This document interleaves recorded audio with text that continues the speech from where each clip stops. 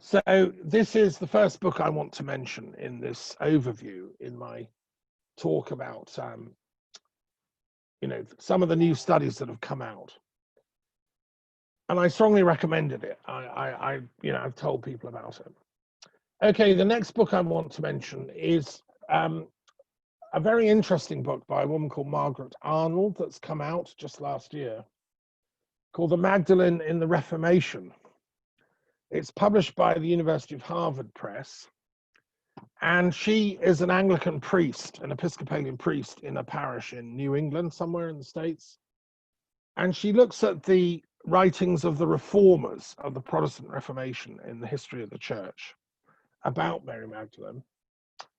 She looks at Luther's writings. Now, Luther's interesting because as a Protestant, he started out, as you know, as a monk, a celibate monk, but he then renounced that and he actually married a nun. He felt that enforced clerical celibacy was wrong, and that you could be a priest and married.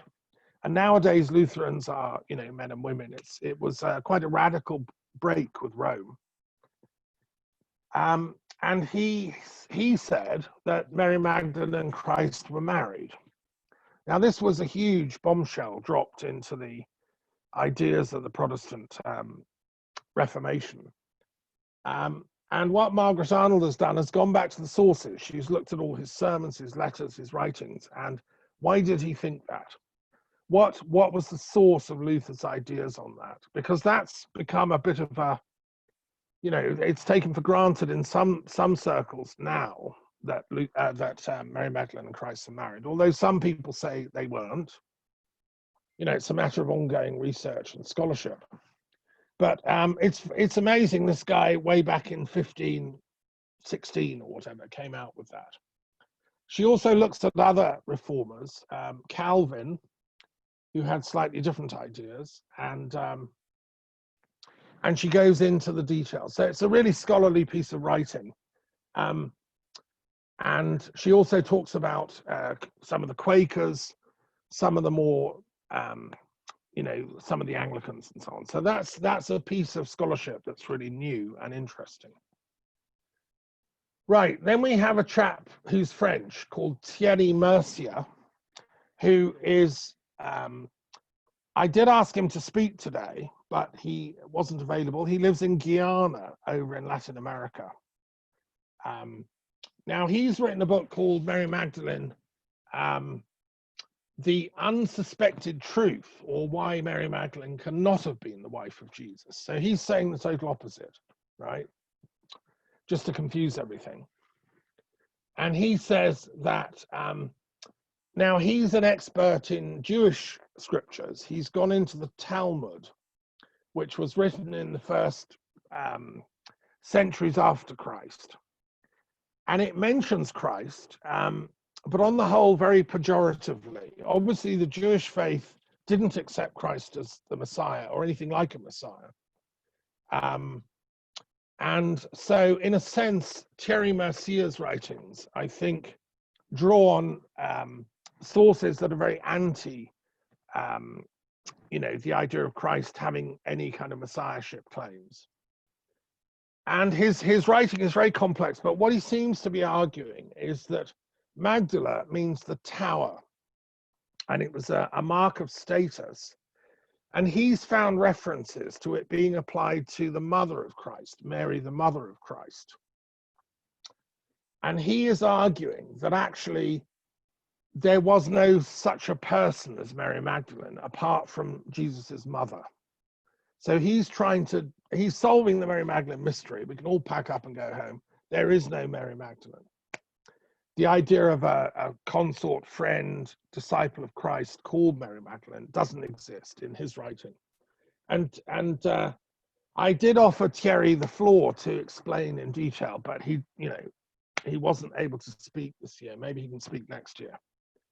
I've looked into his writings, and it's I'm not convinced, is all I'll say at the moment. It's a valid line of research he's done, and I think it deserves an answer. But I think that the sources he's drawn on, are such that they should be handled with great care.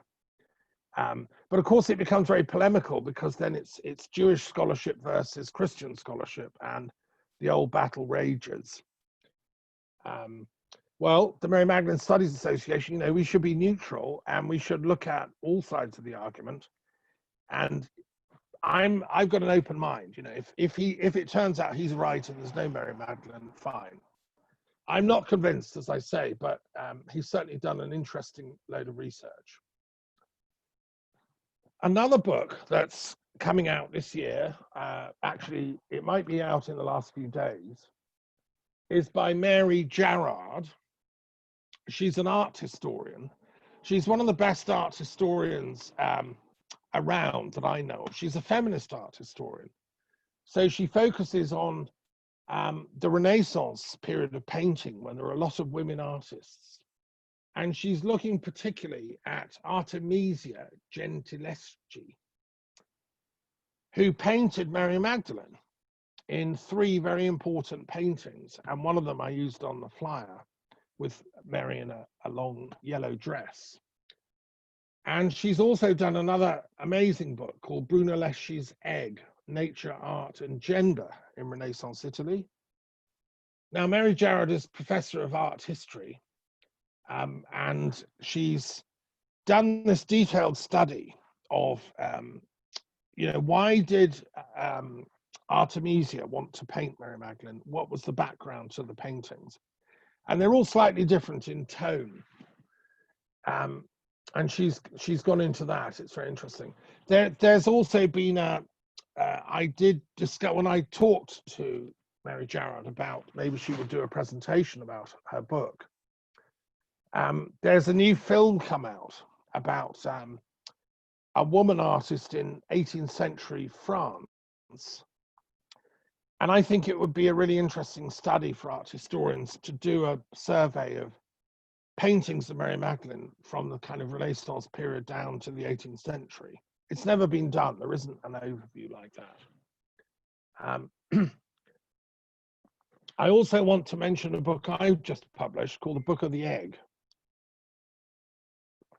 Some people know about this book.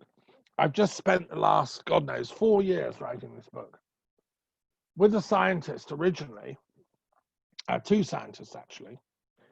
And what I mean, it's if you know my work, I tend to do very broad brush stuff. I do cosmic thinking.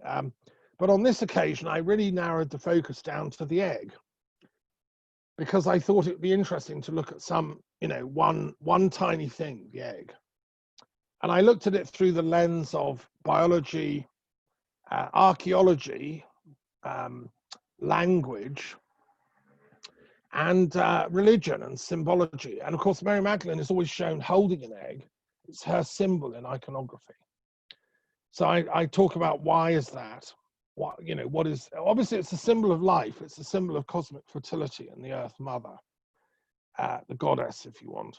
So the book is a huge exploration of the egg and symbology, and it talks about Mary Magdalene.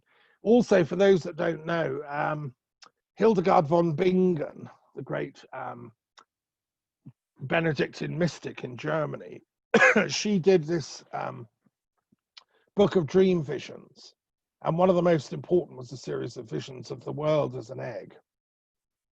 We live inside a kind of cosmic egg. So I talk about that in the book. Right. Now I want to move on, and I want to mention a few doctoral theses that have come out, because, we're the only body that's looking at Mary Magdalene in any kind of academic way. And yet it seems to be such an interesting topic. I don't know quite why it's down to us, but there we are. So there's a thesis come out by Cardiff University by Rachel Jones called Mary Magdalene as a counter-heroine, late Middle Ages English hagiography and social order. And it looks at pamphlets and poetry and ballads from the late Middle Ages in which Mary Magdalene was often a sort of social hero of the underclass. It was the time of the Peasants' Revolt. The working class were trying to overturn feudal society. And often Mary Magdalene was used as an image to rally the rebels, because there was a whole part of Southwark dedicated to prostitutes, for instance, in medieval England, in London. And obviously, you know, the working class women that worked there, she was their patron saint. And so this thesis has gone into all this, the politics of Mary Magdalene in relation to, in a sense, class conflict in the late English social order. She was seen as an unruly female rebel in these ballads, which is interesting because in some senses she still is. And I know, for instance, in the 1990s, there was a play about the women of Southwark, and she was still being invoked as a kind of leveler. It was a play that was performed in Southwark Cathedral, just near where Shakespeare, his Globe was. Another doctoral thesis at the University of St Andrews has come out, Mary Magdalene, a Franciscan interpretation, because for those of you that don't know, if you've been to Assisi in Italy, as I've done, amazing place where St Francis was based, there is a chapel to Mary Magdalene in the Basilica. So this thesis explores why. What was it that St Francis respected or loved about Mary Magdalene?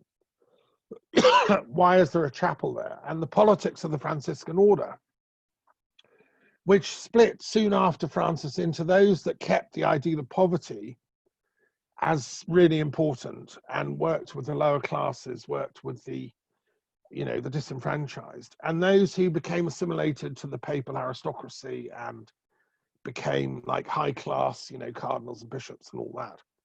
And I think this thesis explores where this chapel of Mary Magdalene fits into that. It's quite interesting, I think. And obviously there's amazing art there. Another thesis at the University of Kent, which has a good Department of Religious Studies, has looked at Mary Magdalene in modern literature, particularly in American novels. It's called Shabbat Shalom, Mary Magdalene, which is an unusual title. University of Kent by Martha Schulman, 2019. And it's a study of a novel called Shabbat Shalom, which is about, you know, a modern American Jewish woman discovering Mary Magdalene, really. But then it looks at other, you know, other modern novels. Another interesting thesis that's been done is by Catherine Bulloch, University of Lancaster, called Temptress, Virgin and Whore, Icons of Sexuality, which is a comparative investigation of the religious significance of the figures Eve, the Virgin Mary, and Mary Magdalene in the work of Dante Gabriel Rossetti and Edward Burne-Jones and George Frederick Watts. So it's during the time of the, you know, the pre-Raphaelite Brotherhood in Victorian Britain. And they were often painting pictures of Mary Magdalene and the other great women of history. So it's a doctoral thesis on all that. There's another book, another thesis, University of Leicester, Righting Wrongs, Revision and Religion in Contemporary Women's Fiction. It's another study of novels by Elizabeth Howard Laity, looking at how contemporary writers make novels about Mary Magdalene. She argues that what these novels are trying to do, it's a genre of literature that's trying to change history, make history better by rewriting it in a way that, you know, rights the wrongs. So the title is Righting Wrongs, W-R-I-T, Righting Wrongs in that sense. Hang on, we've got some other people to come into the meeting here. Let me click. A friend is joining us from Israel. Welcome, Gila. And someone from the Pyrenees. So welcome to Susie. Then there's a really interesting thesis, University of Oxford, relationship of the Italian and southern French Cathars, looking at Cathars in France and Italy. And that's Andrew Roach, between 1170 and 1320, that was. And we'll be coming back to Cathars a bit later. Another thesis, University of York, heresy and aristocracy in 13th century Languedoc. And that's Rachel Hardstaff.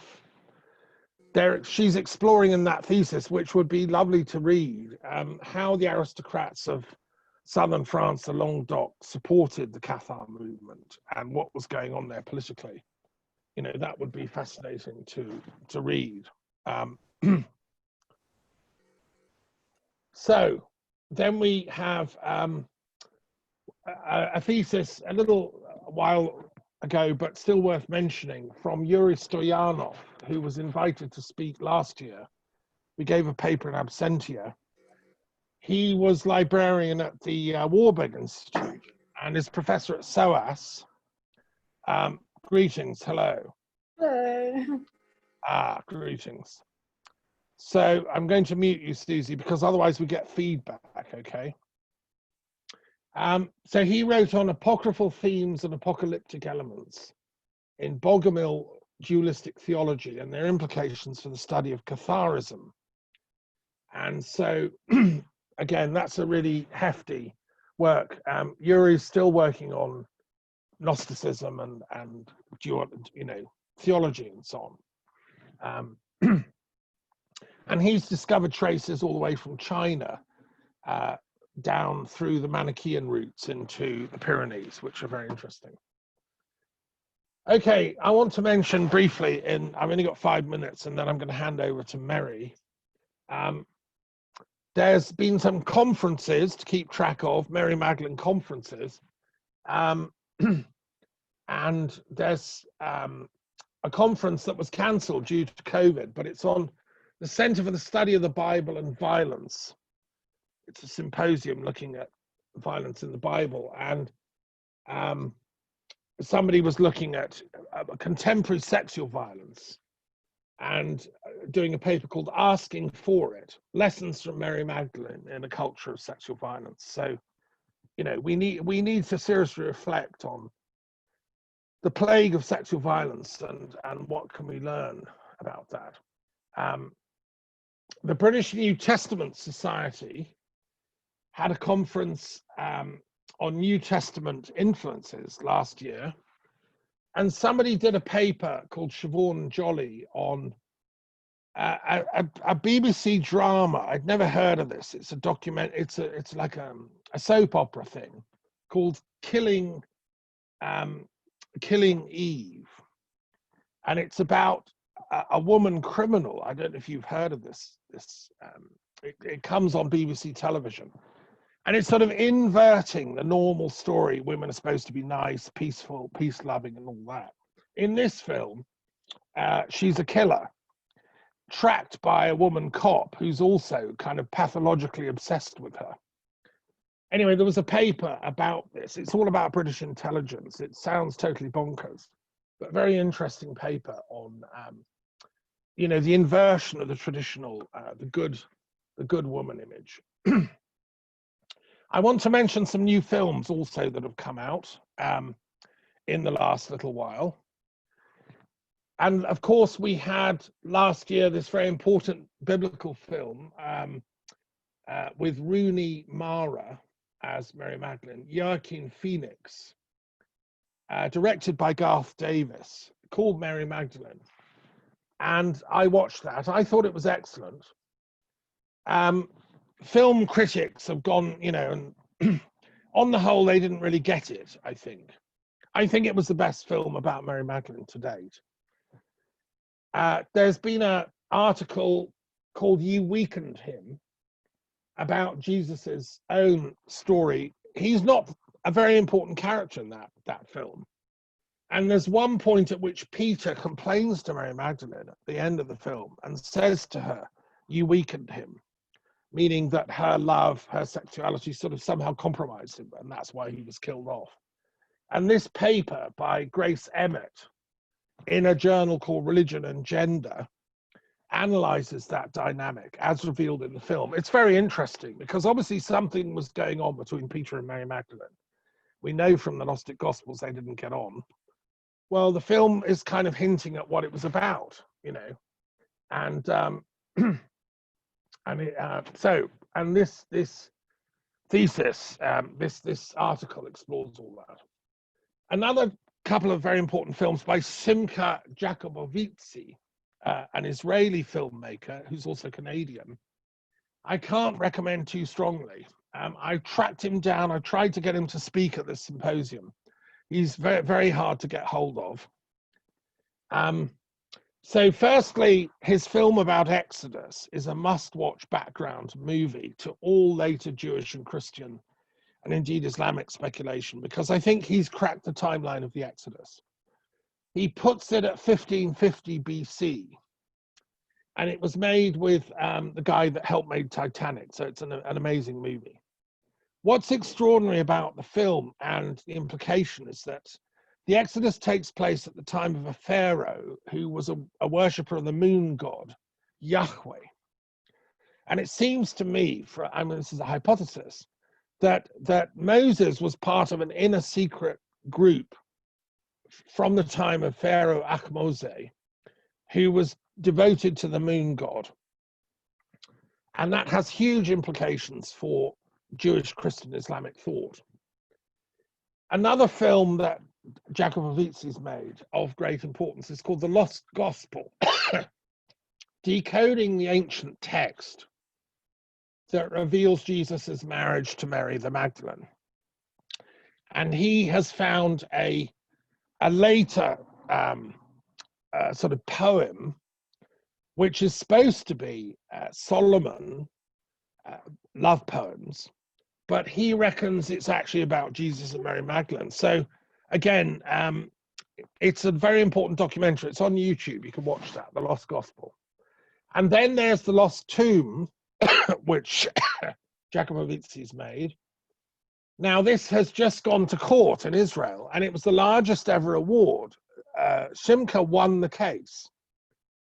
Some chap called Joe Zias brought a case against Simcha, who claimed that he'd found a tomb which had bone deposits in boxes that seemed to be named Jesus, and another one that was named Mary Magdalene. Now, this is huge, you know, like, is this her bones kind of thing? Well, Simcha doesn't, you can't say yes, but the bones were analyzed from that time.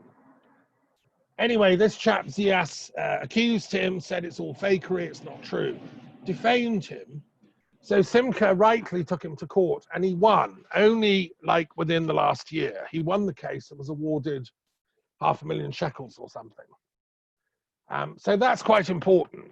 I hope he'll speak to our next year's conference, and we can show some of his film. You can watch these things. Okay, so that's, and then just a few retreats I wanted to mention. Obviously, you know, to do justice to the Mary Magdalene Studies Association, we should have one person that monitors all the retreats and keeps track of them all, one looking at all the new books that come out, and one looking at all the new doctoral theses. And I've only explored the ones in the English language. Obviously, they're going on in France. God knows what theses they're doing in the Orthodox world, Greece and Russia, but I'm sure people are doing. It'd be lovely to have a Russian speaker and a Greek speaker to monitor them. But the retreats going on, someone called Dr. Nicola Amadara is running retreats. Often they're going on down near, you know, the Pyrenees, etc. So look, there we are. That's my little opening, a little brief survey. I've done a helicopter flight over some recent Mary Magdalene stuff. There's a lot bubbling away, and I hope you enjoyed it and found it useful. You know, rather than do questions at this stage, I think we're going to move straight on to Meri, who's joining us from Turkey. And she's, let me just very briefly introduce her. She is a researcher an author. She's writing a book called The Secret Power, Teachings of Rabbi Yeshua and Mary Magdalene.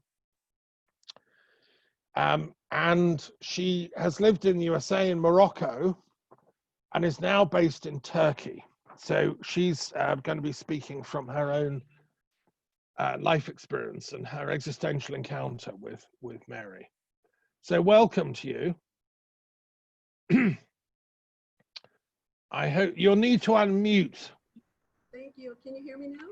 Yeah. Okay, great. Thank you for that introduction. Well, you'll have to bear with me. This is really the first time I've done classes, small classes, but this is the first time I've done a talk like this, especially online. So anyway, bear with me. That is the subtitle, The Secret Power, the Teachings of Mary Magdalene and Yeshua. And the actual name of the book is Wild Heresies. And it was going to be published before the end of the year, but I think it's probably going to be published next Valentine's Day in honor of their love. I feel that they were in love and they were together. So I'm afraid I can't hear anything you're saying. I can't hear you, I'm afraid. Oh, hold on. Well, Nisa, don't worry because it will be recorded and you'll be able to listen to the recording, okay? Let me get closer to the computer. Is that better? Can you hear me now, Nisa? Yeah. Well, don't worry, Nisa. It will be recorded, okay? You'll be able to listen to that. So keep going, Okay. Mary. So in the first century, as we know, Yeshua was called teacher, rabbi, prince, priest, and king because I believe he fulfilled all of those roles. And his premier apostle, companion, and student was the woman he clearly adored, Mary Magdalene. And she was the one who knew the all. So in the Bible, we can read some of the words spoken by Yeshua, and I want to focus on what I feel are the Gnostic really central themes that he was teaching to his disciples. So in the Bible, we can read some of his words, and to me, the ones that have jumped out through the years are, the kingdom of God is within you. That's in Luke 17:21. And anyone believing in me shall do the same miracles that I have done, and even greater, because I'm going to be with the Father. You can ask him for anything in my name, I will do it. For this will bring praise to the Father because of what I, the Son, will do for you. And then the other one, I and the Father are one. And to me, it's like he was teaching too, God and I and God and you are one. And in the Gospel of Mary, she records every nature, every form, every creature exists in and with each other. So I feel, they were teaching about the oneness, the all that is, the unified field that we're all a part of. And I think that that's something that, of course, was lost in the Roman Church and in Christianity. Of course, for power and control, it was better if people feel that they're separated from God and God is, out there and we have to beg him that we have no power, we're helpless, and we're separate from him. So I feel that the oneness was very important. And in the Gospel of Mary, she asked Yeshua, Lord, does a person who sees a vision see it with the soul or see it with the spirit? And the Savior answered, a person doesn't see with the soul or with the spirit, but rather with the nous, is the Greek word N-O-U-S, like nous is we in French. But in Greek, it means the eye of the heart.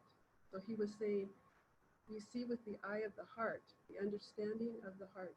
And that is from Megan Watterson's book. That's where I got that from, the one you were just mentioning, Thomas. I just read her book, so beautiful book. I feel that we can perceive the divine within our hearts, and we're guided directly through our intuition. And as all of you know, I mean, I would love to hear how you were brought up, but probably you were told to just kind of ignore your gut feelings, your intuition, not follow your heart. That's silly. Really, and I did that when I was young. It's just, be logical. I have two very bright, brilliant parents, and I'm sure you do too. And we come from very bright families, and it was just like, be logical, just stay in the mind. And really, that's what I did most of my life. But after I got divorced, I decided I was going to do an experiment and totally follow my heart, follow my intuition, really get in touch with what I was feeling. And now I'd really like to focus on the Gospel of Thomas. And most of you know about it. And in 1945, some workers in Egypt accidentally broke into an early Christian tomb. I think it was Coptic Christian in northern Egypt. And they found a large earthen jar that contained 13 leather-bound manuscripts. Included was a complete Gospel of Thomas, together with 47 other words. So that was in 1945. But there was an earlier discovery of this important text, and that is there were two Oxford archaeologists, Arthur Hunt and Bernard Grenfell, I think you say. They were excavating, I believe in 1897, and an ancient rubbish heap was discovered. This was in the Egyptian provincial town of Oxyrhynchus, I think is how you say it. The weather there is, of course, extremely hot and dry, and so the pieces of manuscripts were well preserved and untouched for almost 2,000 years. Arthur and Bernard found fragments that revealed the details of life and in a Roman-ruled world. So they found business records, there were pagan texts, and they hoped they would find some evidence of early Christianity, very early. So among the heap, they did discover manuscript scraps, and some of them curiously all began with the same words of Yeshua said. Yeshua said. So they returned for a second visit in 1903, and they found more pieces of the same manuscript, which could easily be identified because most of the verses would begin again with Yeshua said, Jesus said. And one piece contained the beginning of the gospel, which read, these are the secret words which Yeshua the living one spoke, and Didymus Judas Thomas wrote down. Whoever finds the interpretation of these sayings shall never taste death. And when their findings were carbon dated, it was revealed that this copy of the Gospel of Thomas from Egypt was the earliest gospel that had ever been found. And as scholars began to compare it to other gospels during their research, it was revealed that the author of the Gospel of John must have had a copy of the Gospel of Thomas because several verses are copied. So I'm sure that that might be a point of contention, which one was first and who was copying from whom.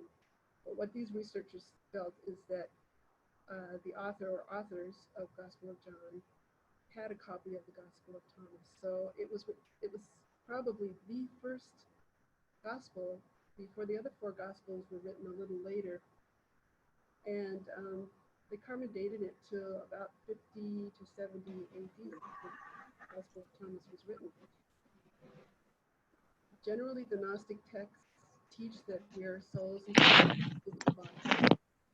And through knowledge and acquired wisdom, we activate the abilities of our light bodies. We begin to develop our telepathic powers, intuition, healing, and more. All of these things are supposedly part of our etheric bodies, our light bodies, the templates that match our bodies. And I believe that this is also some of the secret teachings of Yeshua. And then I feel that he eventually, and he did, when he was crucified, came back in his body and took his body to light. So the light body was totally activated so that he could come and go. That's how he could disappear or show up either as a vision or in a completely full physical body. Now, supposedly, there are noble souls or maybe some people think they are of another face family, so to speak, and that have come like the Anunnaki or whatever, and that some people are hybrid, and maybe Yeshua was a hybrid, or he could have been completely, fully human, and Joseph was his biological father. So I could go either way on that. It's you know, however it is. But so Gnosis is defined as spiritual knowledge of hidden things, and the Gnostic believers were well known in the developing groups of the early church. In fact, the Bishop of Lyon in France, in Gaul back then, and his name was Irenaeus, I believe. Thomas might know that. That's Irenaeus. He wrote extensively about the Gnostics in his book, written in 180 AD, entitled Against Heresies. And he, because he was so detailed, we really learn a lot about the Gnostic beliefs through his thorough coverage of the subject. So, hello, everybody. So Yeshua is seen as the Redeemer who came to communicate this knowledge, to teach and to demonstrate the techniques for learning, healing, manifestation, and ascension. And that's what he did with a very small group of students and disciples. And we know them, of course, and Mary Magdalene and Thomas were among his best students, obviously. The Gospel of Mark was thought to be the first one, and it was the first written of the 4 New Testament Gospels, Matthew, Mark, Luke, and John, which all mention Mary Magdalene, and they all mention also the anointing with oil of Yeshua, of Jesus. But we know that the author used the Gospel of Thomas as a source. So it's another gospel. They feel that Gospel of Mark, the author or authors must have had a copy of the Gospel of Thomas. So it might be one of the first records of the true words of Jesus. So going on, and from what I've learned, I've been studying for years, and actually when I got divorced, I started working in a bookstore as a sales clerk. But the cool thing was I got to volunteer at light workers conferences and body mind spirit conferences, and a few times I got to work with my good friend Greg Braden, and you might have heard of him. Greg Braden is an author and a teacher and a scientist, and he teaches that there's a quantum field of energy, and we have the language to use that field. To unleash the true force for us in this unified field, we must understand how it works, and then how to speak the language that it recognizes. And he's taken tour groups several places, but he visited and stayed at a Tibetan monastery where they say that they have written records of Yeshua and his cousin Yahya, which would be John the Baptist, staying there as young men. Now they went there, and in my book I have details and everything, because I've really gotten details of what year Yeshua was born, and then when he came to the temple, I think that was his bar mitzvah time. But the Essenes had a little bit different rituals and rites, but it would have been 13 years old or 14 years old. He came at his birthday time. So that's why he went to the temple, and then his parents were like, where is he, you know? And after that, I believe he and his cousin and whoever else, some of the young men they went across India, and I have found 2 places, 2 schools in India that are sure they have records that he studied there. And then there's also a place in Tibet for 6 years. And then I think he came back, visited his mom and visited, and then he went back for another 6 years, I believe. And that's why, you know, there's about 14 years or 13 years in our Bible, there's nothing about him. And there's amazing things in our Bible. There's amazing, wonderful information, but there's also things that were taken out. There's half, you know, you can see a lot of times there's half of a story if you kind of feel like, where's the rest of it? And I always wondered, when I started going to church and really accepted the Lord in my heart, I was 18. So I didn't grow up in, the parents were very honest and loving, but their families were Irish and Irish on my father's side, Protestant and Catholic, and they escaped to America like Romeo and Juliet to be together. So they were not too happy about churches. But I dove into churches when I was 18. I had left home and I started working. And then I got married pretty young and had children, and to a really strict Christian who ended up being abusive and a secret alcoholic. So I got divorced when my kids were 4 and 8 years old. And I fell into, I'm sure it was meant to happen, working in New Age bookstores.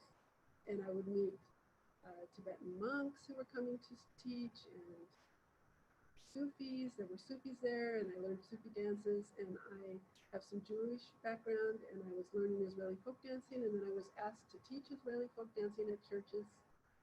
And so it was pretty amazing, really.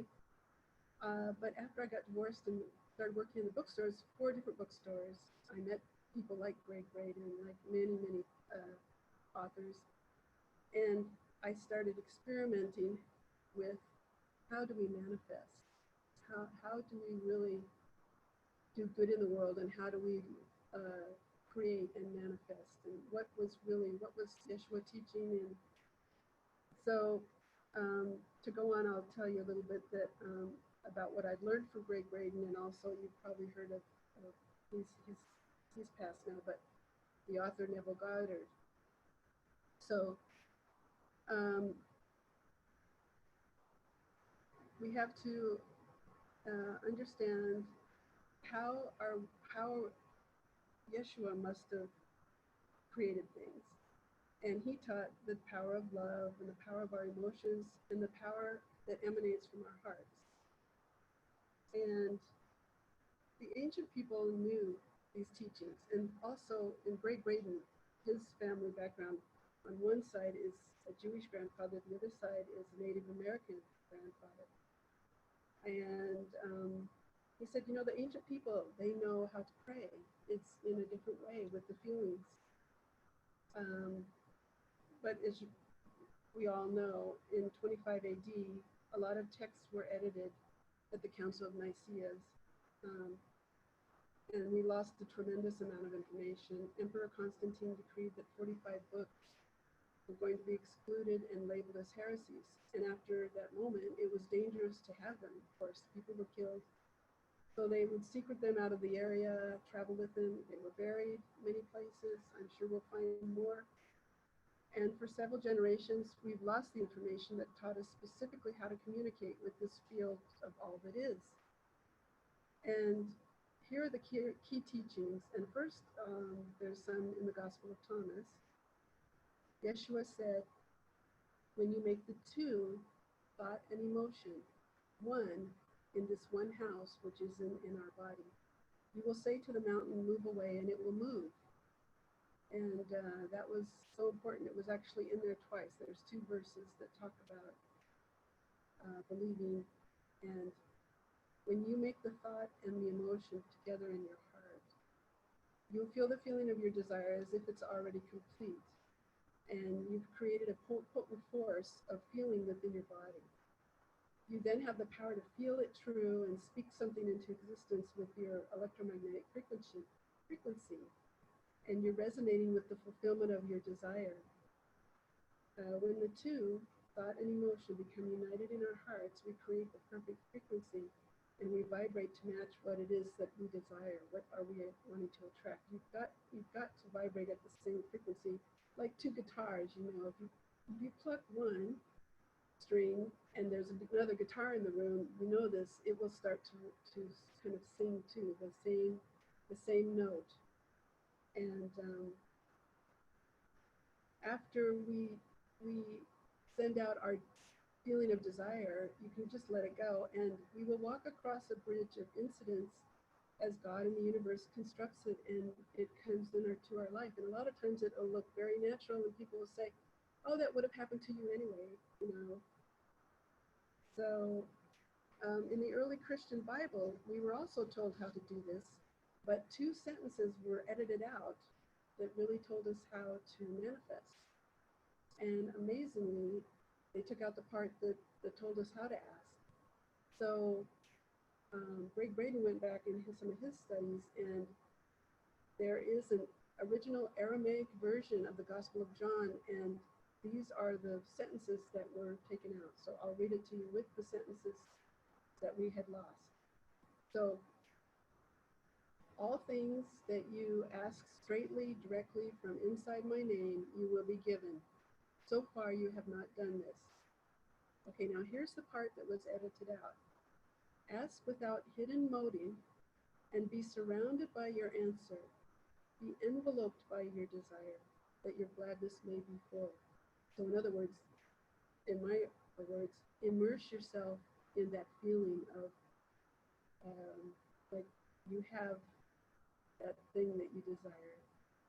So we have to feel that it's already real, basically. Instead of we're not begging, please God, give me this, please, please.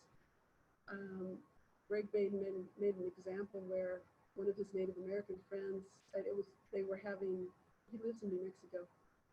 They were having a terrible drought, and a lot of the Native American areas, the villages, desperately needed rain, needed water. And his friend asked Greg, he said, Greg, do you want to come with me and pray? And Greg said, sure. So they went up into the mountains. There was a circle, there was a place, and this Native American friend went out and stood there and prayed for a few minutes, and then came back to Greg. Okay, I'm done, we can go. And Greg said, well, wait a minute, tell me what you did. I mean, you prayed for rain. And his friend said, no, I didn't pray for rain. I didn't pray for rain. I prayed rain. And Greg said, well, I don't understand. And he said, Greg, you have to feel as if it's raining. And he said, I closed my eyes and I saw in our adobe and in our little village, the rain is pelting down, raining cats and dogs, and it's running like crazy, and the animals are happy. And when I felt that it was true, then I let it go, and that's how I prayed rain. And sure enough, I guess within a couple of days it rained. In fact, it rained a huge amount. So that's kind of the explanation there. And the Heart Math Institute, I think it's in California, studies the vibrational waves that are created by thoughts and compares them to the vibrational waves coming from our heart. And the heart is the most powerful source of electromagnetic energy in the human body. In fact, the magnetic field produced by our hearts is 100 times more powerful than the thought waves that are coming out. So there's electromagnetic thought waves, and they can see them and they can measure them now. They can also measure the electromagnetic waves coming from our heart, from our feelings. And it's 100 times more powerful. And they can actually measure and see the field of 3 feet and beyond from our hearts. And of course, when you're feeling something intensely, it's easily felt by other people. So I hope you enjoyed my talk. That's the end of it there.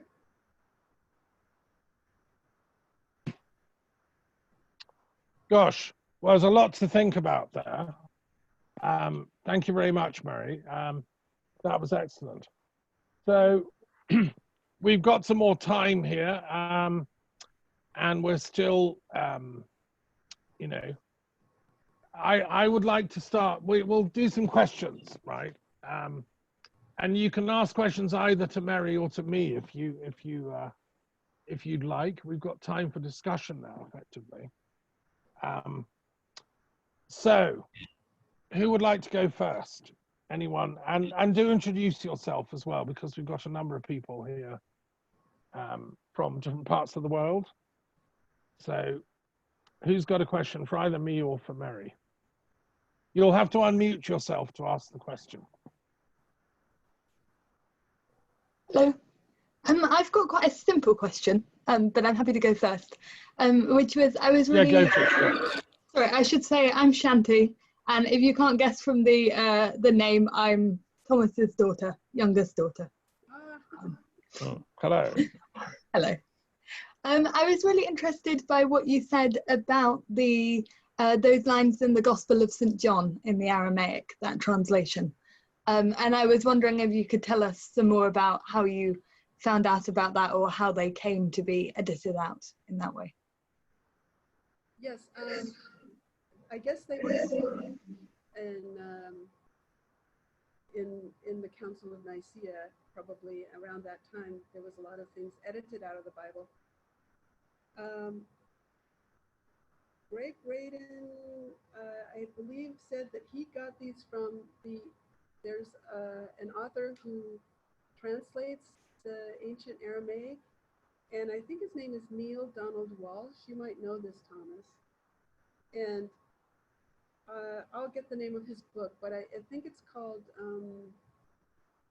I can't remember the name of it, Something of the Cosmos. I'll find it for you, Shanti. But it's wonderful because it also has the Lord's Prayer in the original Aramaic. And you know, some of my friends, I spend a lot of time in Morocco. Some of my Christian friends in America say, well, they don't worship the same God. And I said, but it's the God of Abraham, Isaac, and Jacob. They just say Ibrahim, Isaac, and Jacob. But the same prophets, and they love God so much, the one God. And in fact, in Neil Donald Walsh, I think that's his name, the author, he has some beautiful Aramaic for, like, like the Lord's Prayer, Our Father who art in heaven, but it's like Mother, Father, God of the cosmos, honored is your name. And I mean, it's just beautiful to read a real kind of a direct translation from the Aramaic, not going through King James Old English, and that's where I got these sentences from. So I'll find out for you, Shanti, and I really appreciate the question. And nice to meet you. I knew that Thomas had 1 or 2 or 3 daughters. I don't know. There's 3 of us, so, but 2 are my half sisters, so are 10 years older than me, and then I'm the younger one. Well, I have 1 daughter and 1 son. They're back in America, have amazing lives of their own in the wild, crazy America right now.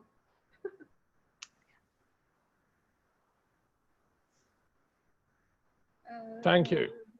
Okay, I have a question for you, Mary, if you can hear me, okay? Sure. So I was interested in your time living in the Islamic world, because I know you've lived in Morocco and now Turkey and stuff. And I wondered why, if you can comment at all on, if you've ever talked about Mary Magdalene. Obviously you're interested in her. Have you ever had a conversation with any Muslim friends? Why she's never mentioned in the Quran, and why the Muslim world doesn't seem to acknowledge or understand anything about Mary Magdalene. Have you done any research or thought about that? Yes, I've had really intriguing conversations. And I'll tell you, Thomas, they were not so much, well, when I was in Morocco, it's interesting. I didn't know this before I lived in Morocco, and I lived there off and on for 3 years. And I volunteered teaching art to children in more of the poorer areas, which are usually Berber, or Amazigh is their name for the people, Amazigh, which means the free people. Now they're like our Native Americans, and so for a long time, and they're still kind of have been downtrodden, and they look similar, but in Morocco, there's families I would stay with that would say, well, we're Arabic, we're an Arabic family, okay? And then I'd stay with other, in the mountains, the Atlas Mountains and near the Sahara, well, we're not Arabic, we're Berber. I mean, they're very clear about it. And what's interesting is I started kind of leaning towards, I was living in a Berber village, actually, a 600-year-old Berber village. And it was wonderful because I feel like I got to live a life so similar to Yeshua and Mary Magdalene and all those in the 1st century, because these people, yes, Islam came into Morocco and the Arabic families came into Morocco, and eventually everybody there is Sunni Muslim, which is kind of a very mild Muslim Islam. But the Berber families, that especially up in the little villages, they tell me clearly, and many have told me several times, that we have kept all of our traditions and our way of life from thousands and thousands of years. And so it's an interesting mix. They have a little bit of Islamic stuff, but they also have their old ancient traditions. And they're the ones I did have some conversations with some Arabic families and Berber families. Now they told me they definitely feel he was married for sure, because from their point of view, one man told me every prophet was married. Every prophet was married, and he felt that God told him that we have never sent you any prophets without wives and children. It just doesn't make sense to them. And when you live with them in their lifestyle, you realize, yes, every child, of course, every baby you can imagine. And it was like I was living in the first century. I would go with we were in mud homes, go down, I'll have to show you some pictures. I'd go down with the women and get the water, and only the women get the water unless the young boys go on their donkeys and go to the beautiful sources in the little waterfalls and all that, or the pure waterfalls. But yeah, they feel she was his wife. Mary Magdalene was his wife. And she's not mentioned because a lot of wives were not mentioned, but there are once in a while wives mentioned in the Quran, like Lot's wife, because she turned into salt. Or like, who's the one, I think Moses or Abraham. Abraham that had, Sarah was barren. She couldn't have a child, and so she gave her maid, Hagar, and he had a son with him, and that's the beginning of the kind of Jewish and Islamic, they're like cousins, but that's two brothers. So anyway, but what he felt too is that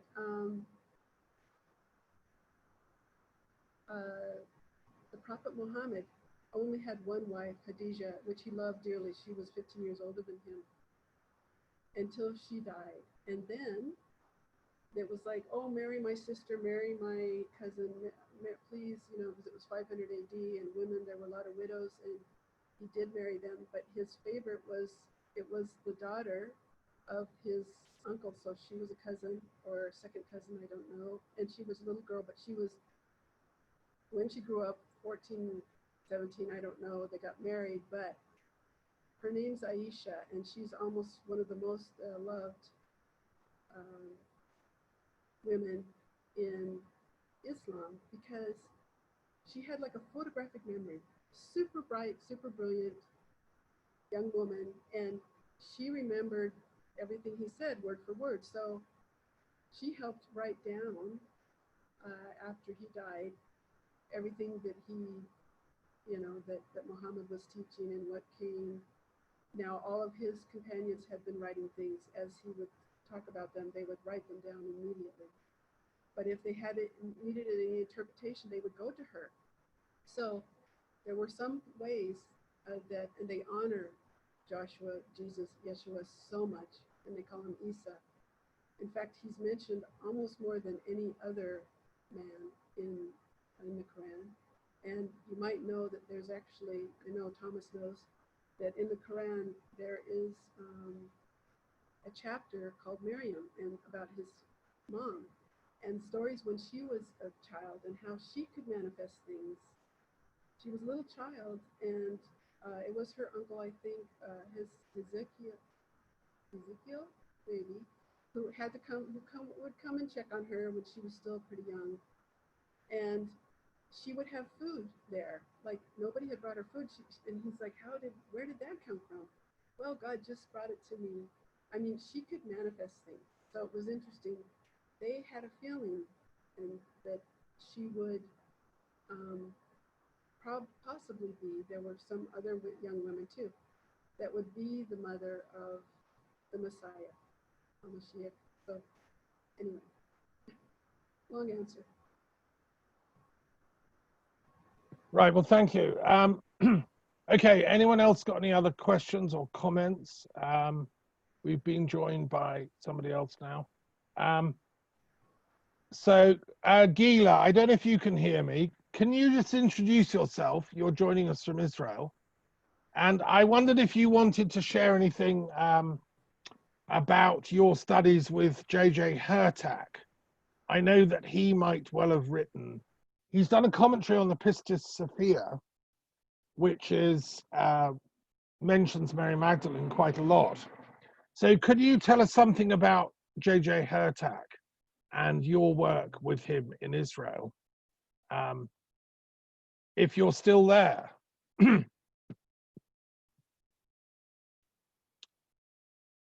Gila? You might have popped out. You can hear me. I can hear you. Can you hear me? I can hear you. Yes. Greetings. Hello.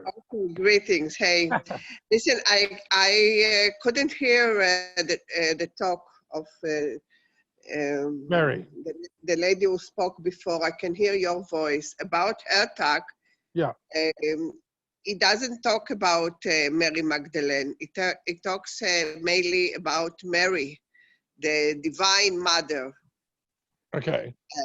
And which is the Holy Spirit and the Shekinah in Judaism. So I can't contribute a lot to your discussion. What about the Pistis Sophia? I'm sure he's done a commentary on that. Well, I haven't read it, so I can't add more. Okay. Good. Thank you. It's Right. a Anyone pleasure. else? Yeah. Shanti, I think it's your turn to contribute. I know you're interested in pilgrimage, and I've been trying to get you interested in Mary Magdalene and pilgrimage. Tell us something about your studies of pilgrimage, and where's the Mary Magdalene feature in that narrative? So and just to introduce myself, I work in English, but looking at pilgrimage in Romantic poetry, and in Wordsworth and Coleridge in particular. And so there is a link, but it is more kind of in the broader context. So I've been looking a bit at what are the medieval pilgrimage routes that people are taking, how does that connect to the way in which people kind of imagine pilgrimage in poetry and in the Romantic period. And definitely there is evidence that particularly I think we're about to have a talk on this, but that the sites of the Pyrenees in the medieval period, they don't manage to fit onto the sort of normal grand tour route. That the period I'm looking at is sort of 1800. People tend to go across France and then into Italy over that way, kind of into Geneva, into Italy. So there's less evidence that Coleridge, for example, or Wordsworth made it to the sites in the Pyrenees. But from a pilgrimage perspective, there is a long tradition going back of visiting there. And what was now, because I haven't prepared per se for this, but I was reading something the other day, which was, I'll try and find it and maybe share it again at the coffee break, because something, I think it was Wordsworth I was reading the other day, described the mountain of Mary Magdalene and compares that. I think he compares one of the Alps to the silence is almost as great as the silence on the mountain of Mary Magdalene. So there's a sense it still is an idea in currency. But let me look up that particular reference. And then more broadly, I suppose there is even though we think of Wordsworth and Coleridge, particularly Wordsworth, as fairly middle of the road Anglicans, they do start out with quite a real interest in pantheism. Coleridge is very interested in Gnosticism and in the Kabbalah in particular, and in other kind of ways of reading the Hebrew scriptures esoterically. So he speaks Hebrew, and in his commentaries, his lay sermons, he does get into sort of interesting questions about how do we think about Christ in particular. What's the Logos? How does the Logos connect to all language, and how does that connect into kind of the Kabbalah and ideas of language there? So I think particularly with Coleridge, there's that whole interest in what does it mean to know, what does it mean to speak, how do the two connect? And then if you think about poems like The Ancient Mariner and Kubla Khan, there's a way of thinking that through in terms of symbolism that one scholar talks about as the road to Xanadu, and the sort of path of the imagination that's sort of similar, I suppose, to Jungian archetypes, where particular things turn up in Coleridge's poems and tend to relate to particular other things.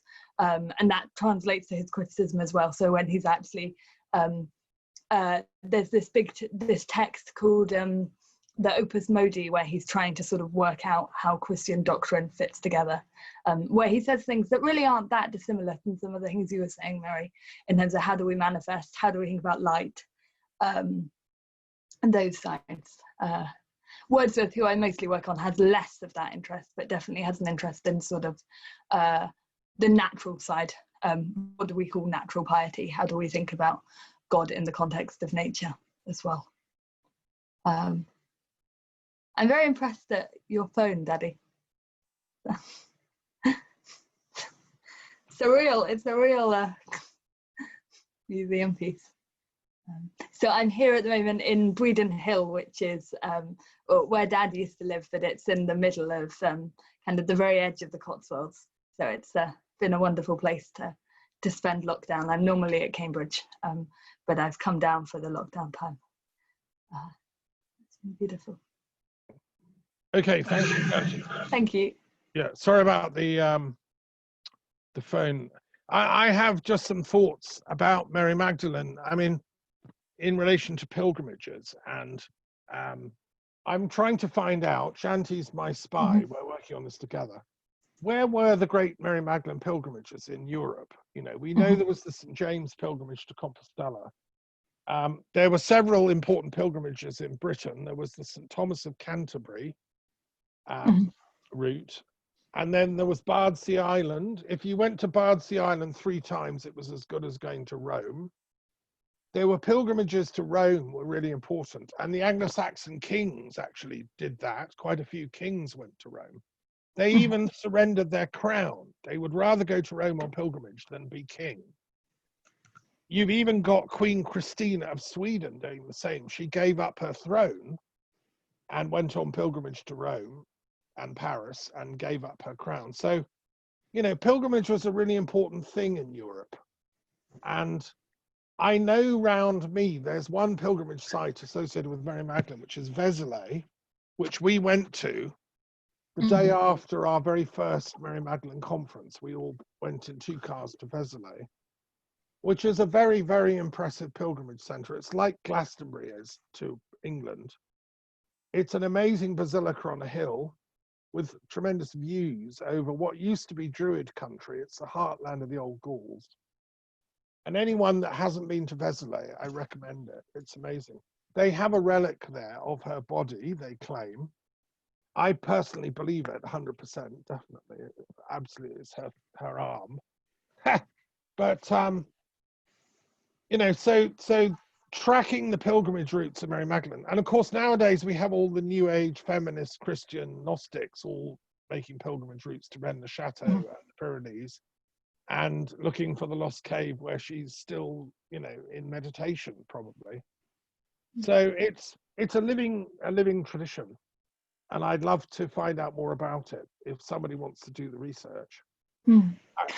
Well, her tomb was meant to have been in kind of the middle, I think sort of the 13th century, kind of the later part of the Middle Ages, when Marian pilgrimage became more, so there's a kind of shift from people making pilgrimage mostly to saint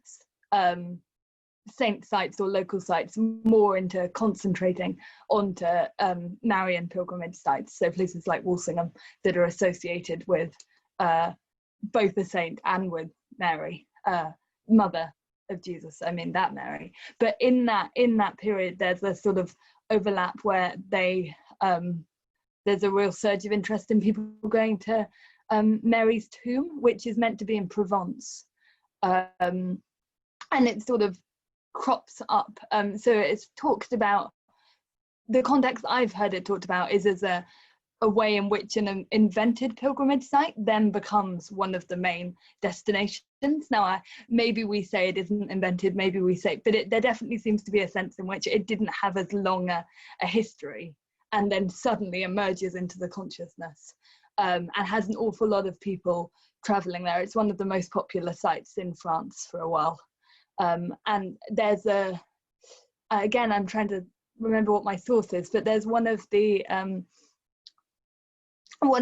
kind of more famous abbots in France at the time, who quite famously and quite viscerally gnaws on her bone, and people are like, what are you doing? But to try and get healing properties from it.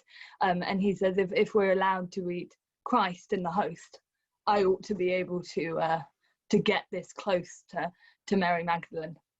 And that's been picked up in quite a lot of scholarship. When I was sort of searching Mary Magdalene and pilgrimage, that sort of small anecdote comes up quite a lot, because it really illustrates some of the ways in which people are thinking about effective piety in that period of transition. So how are you trying not only to visit a pilgrimage site, but to kind of engage with it, with your senses, get into a kind of mystical space, but in a way that is very much still sensory, touching, feeling. What are you seeing?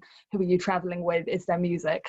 So it's a kind of interesting place where, in a way, the Mary Magdalene element of that story is less obvious, but I still think there's a connection with some of the ways in which she comes up as this figure of, well, like you were saying, kind of feminist Gnostic spirituality in a very sensory way as well.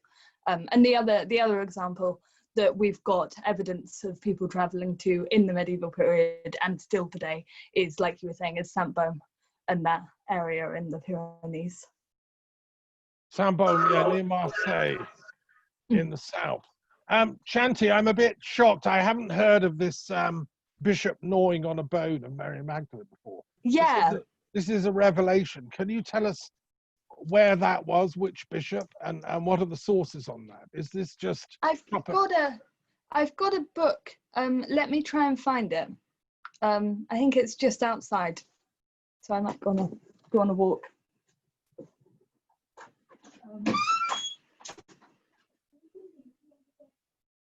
Has anyone else heard of this bone gnawing incident before? That's rather shocking. Revering the relics of Mary Magdalene's one thing, but chewing the bone is something different. That's a whole new angle. Yeah.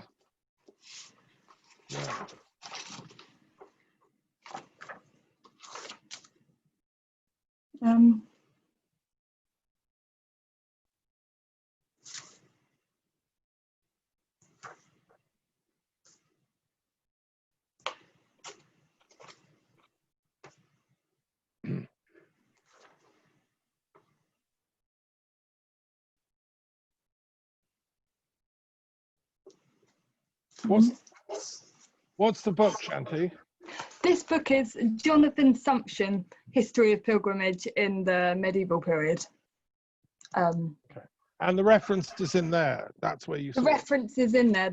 I found the reference to the tomb in Vézelay, but I will try and find the and did it happen here in Vézelay? Was this where the incident took place? No, I've just found it by The Guardian, but I'll try and find it in this as well, so I've got a bit more. It says, in 1190, Hugh, Bishop of Lincoln, himself destined to be canonized one day, visited the Abbey of Fécamp in Normandy to venerate the monastery's greatest treasure, an arm bone of St. Mary Magdalene. The relic was duly produced, sheathed in silk, but Hugh sliced open the wrapping to see and kiss the bone. Then, to the mounting horror of the monks, he tried to break off a piece, and when that failed, gnawed at it. First with his incisor, then with his molars teeth, snapping it off and pocketing 2 splinters. When he had done that, he declared defiantly that he had honoured the saint as Christians honour their Lord when they receive his body and blood in communion. And then that started, unsurprisingly, a controversy in 1190. I'm not surprised, yeah. Because okay. The monks also, because it, it's how do you treat relics as well? Do you keep them intact, or do you sort of participate with them? because obviously he's sort of. Well, I'm very relieved. I'm very relieved to hear it was an Englishman, Hugh of Lincoln, because in terms of the debate between Europeans, Europhiles, and Brexit British, we have this theory that the British are somewhat uncouth, and this, I think, is further evidence for that. They come to Europe and cannibalize our relics. So now I think I'm going to share this story with that particular angle on it. More, but fascinating. Thank you. Sorry, that's a little side. I just wanted to mention one thing about pilgrimage, and it's something that I've been musing about a lot,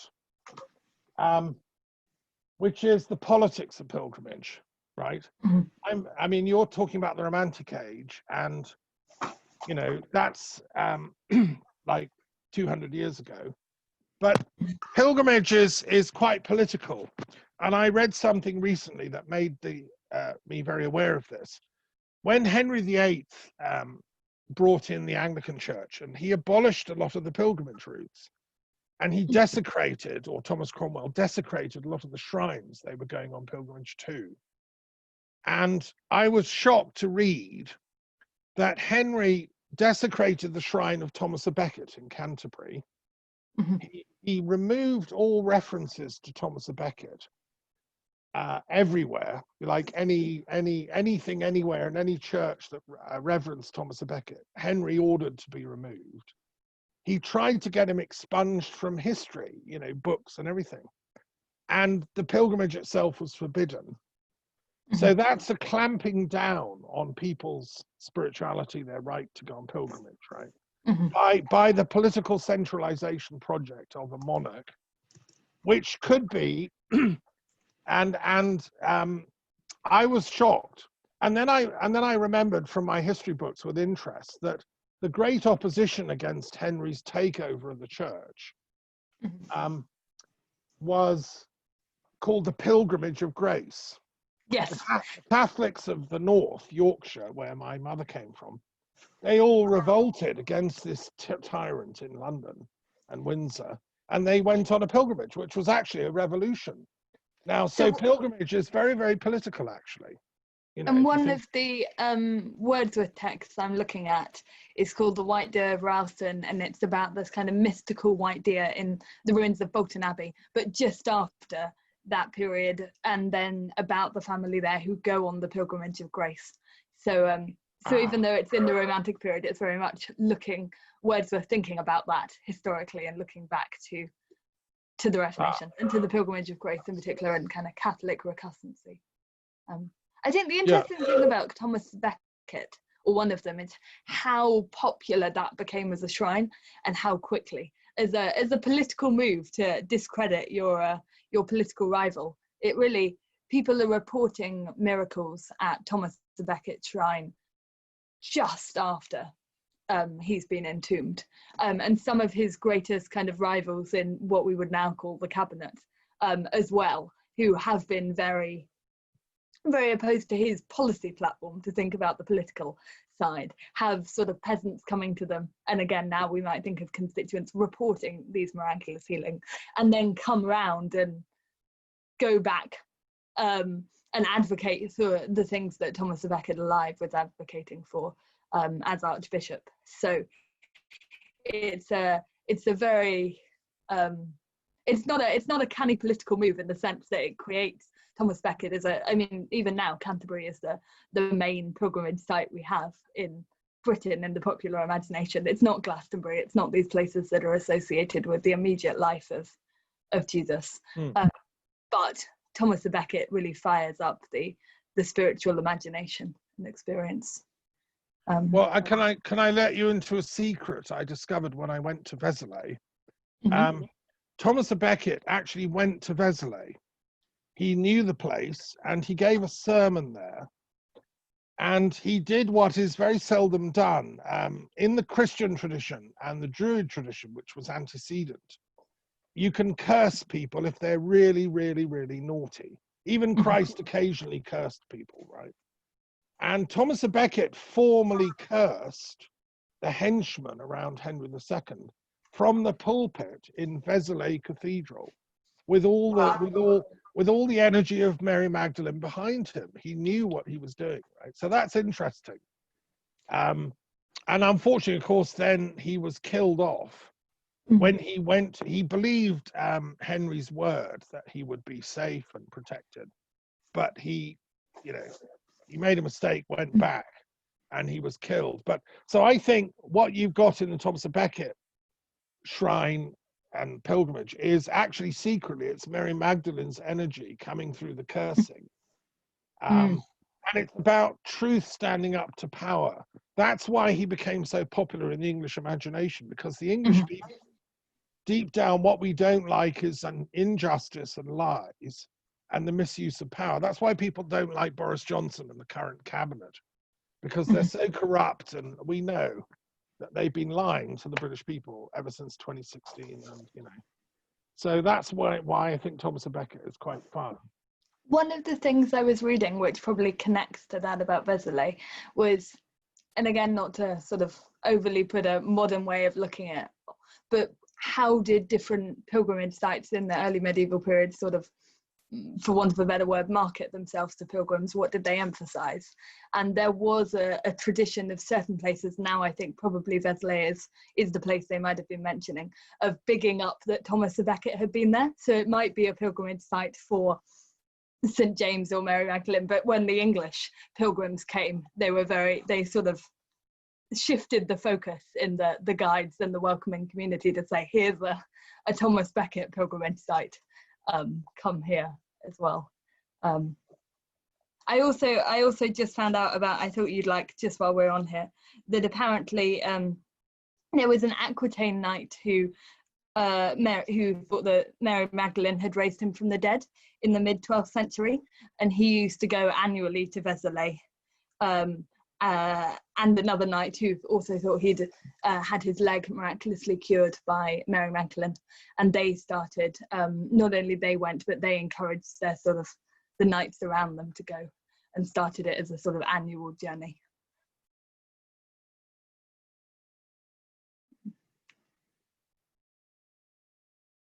I think you're on mute. If one were to research Mary Magdalene and pilgrimage, I think there's a book there. Somebody should research it. Somebody listening on here should go off and spend a year researching all the Mary Magdalene pilgrimage sites. Vézelay, the caves down in the south, but also in the Holy Land itself, under the French Outremer. For 200 years, the French knights ran the Holy Land, and they built churches, and they built castles and so on it was called the Christian Kingdom of the Holy Land. It'd be interesting to see where, for instance, Magdala, the actual town where she came from, there must have been churches built and discovered during those 200 years. I mean, the Crusades were a tragedy of horrendous proportion, and the massacre of the so-called Christian knights in 1099, when they captured Jerusalem, they slaughtered all the Muslims, and then they killed all the Jews who'd taken refuge in the synagogue. And to me, this is one of the worst stains on Christendom in Europe. This massacre, just totally ignorant. I mean, why didn't they just go on pilgrimage and talk to the locals? But no, Crusaders had a different way of thinking. They were going to conquer. Well, fortunately, we don't do that anymore, or try not to. But for 200 years, there was that sharing culturally between the Holy Land and what Mary was saying about your life in the Berber Mountains, going back. It was like you were back in the time of Christ. So when the French knights were off in the Holy Land, it must have been like that for them. And I think they assimilated and brought back ideas and maybe theological insights. And of course, this is where the Templars came in. The Templars are supposed to have adopted some of the teachings of the Sufis, some of maybe the Kabbalists, some of the mystics they met, which deepened and enriched their form of Christianity and made it slightly bigger than the conventional,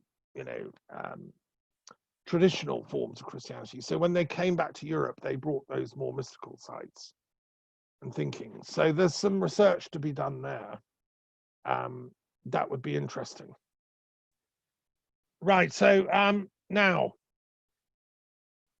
any other questions or comments you'd like to make? Maybe our recent guests can introduce themselves. Jean, would you like to introduce yourself? You're joining us from, I think, from Portland, is that right? Hello, Hello, Jean, greetings. good morning. Me, hi. Hi there. Yeah, hi, I'm Jean Donahue. Portland's the middle of the night. I'm glad to be here. Very interesting. Excellent. You'll be talking to us later, I believe. Yeah. Yes. Yeah. Good. I'll have I put together a little sample reel of pieces from that I'm working with in my documentary. So hopefully people will stay and watch it with me. Yeah, no, we'll be watching that at 12:30, I think. And have you got into the Templars at all in your film? Have you looked at their? Yeah, in my research I have, yeah. Yep. Okay, so we won't take the cake out of the oven too soon. That would be There's not too much. There's a bit in the what I'm going to show about the Templars, but not a whole lot. But my research has very much delved into the Templars and their role of bringing the Black virgins to Europe. right.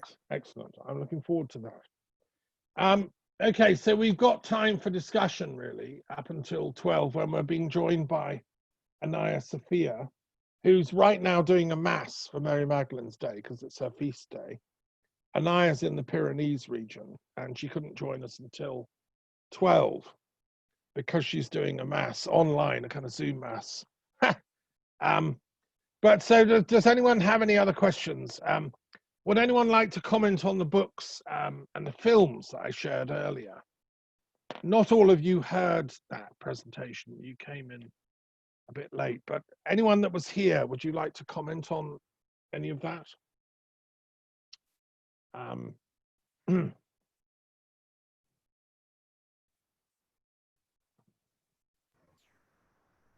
Thomas, hi. It's Mary. Hello.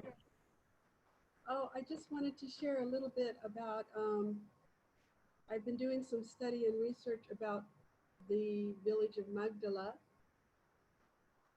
And they actually have found, they're in the archaeological dig, the oldest small synagogue.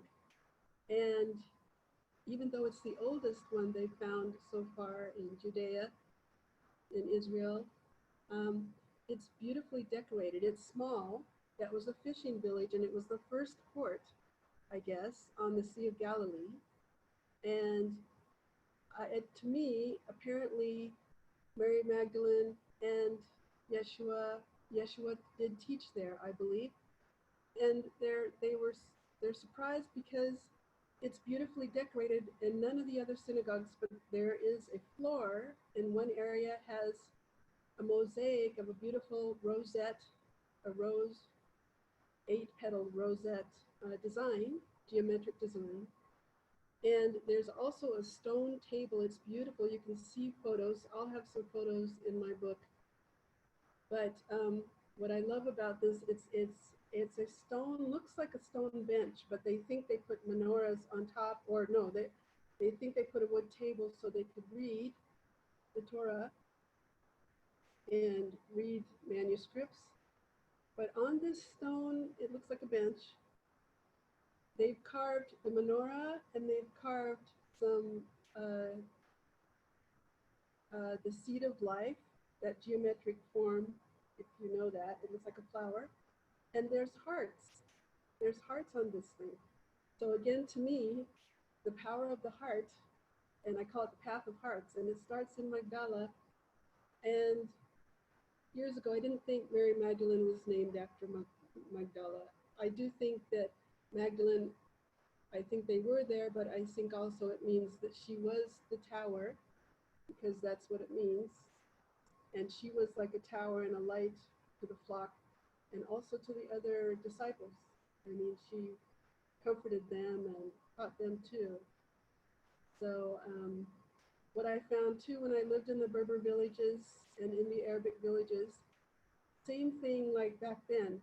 I don't know if you know, but 25% of the women and children and girls were named Mary or Mariam. So it's like when I was in Morocco, okay, there's hundreds of Abrahams and Mohammed, so everybody has a nickname. Or like women are Aisha Ibrahim, Aisha Kopis, Aisha Nassim, you know, whoever is their husband's name a lot of time, is that their nickname, or they'll have another nickname. They might have a funny nickname like Haji or you know, an island name or whatever. So that's what they would do, is give a nickname that sometimes has meaning. So anyway, but I guess Magdala is a beautiful little place too, and they found also a fishing boat there. That's all. Thank you for sharing that, Mary. Thank you. Yeah. Shanti, did you want to comment? Oh, I was just saying thank you. I don't know anything about Magdala, so it's. Did you go to Magdala when you went to Israel? No, I didn't. No, I went to well, to Galilee and to Tiberias and the Mount of the Beatitudes, but because we were in a sort of minibus budget tour, but still a tour, we didn't have the freedom to drive and go where we wanted to. So I were definitely hoping to go back as well. Well, you were very close. Magdala is about 4 miles north of Tiberias on the shore. Yes. And I went there with your mother, in fact. That was when I went. So that was fun. That was when you were a tiny little, still being, you know, thought about. Yeah, I think I was sort of there in a way. You were in the womb, actually. Yeah. So you have been to Magdala when you were a little, like, a proto baby. Interesting. I'm sure it had a huge impact. Yeah, interesting. Yeah. Talking of names, that gives me a thought. I want to share something. I've been doing some research for this day, obviously, and one of the things I'm going to talk about in my proper talk later is I'm going to be talking about themes to do with Mary Magdalene Studies. So in my first talk this morning, for those of you that didn't catch it, I ran through some of the latest books published about Mary Magdalene, some of the latest research. I also ran through some of the recent doctoral studies, PhD theses that have been done on Mary Magdalene. And I ran through things like that. In this afternoon's talk, after our lunch break, I'm going to be talking about sort of themes of research. And one thing I'll be talking about is channeling, because a lot of people we get information from channelers who, you know, are able somehow to plug into Mary Magdalene, as it were. And that's quite interesting. And one of the sources of that I'm going to be talking about is the works of Alice Bailey, who was a pioneer channeler of New Age thinking back in the 1920s through to the 50s. She was an interesting woman, for those of you that don't know her. She was Scottish originally, spent a lot of time in India, eventually married a conventional Christian, and he turned out to be not very nice. So she divorced him and ended up in California, got involved with the Theosophical Society, and worked in California at their headquarters, and got very interested in you know, theosophical ideas, the masters. And she channeled from a Tibetan master called Djwhal Khul a whole series of writings, which are fascinating. And scholars of New Age religions like Wouter Hanegraaff, who's the doyen of esoteric religious studies in Europe, professor at Amsterdam, has done his PhD on all that. And in one of her writings, it's quite interesting. She talks about, and it's not one she claims to have channeled, this is her own writing. It's called From Bethlehem to Calvary, The Initiations of Jesus. And what she does in this very good book, it was first published in the 1930s, so a long time ago. She reinterprets Christ's life through the lens of an initiatory journey. And she talks about the transformations of consciousness that Christ himself would have undergone. And this is a theme that's interesting. You know, we all go through initiations in our life. We start off as a little, you know, child, baby, and our consciousness changes and evolves. And obviously it must have been the same for Christ. So she talks about that, and it's very interesting. But at one point she talks about Mary, and has this quote, and I wanted to share this. It's quite interesting, this, because you were talking about names.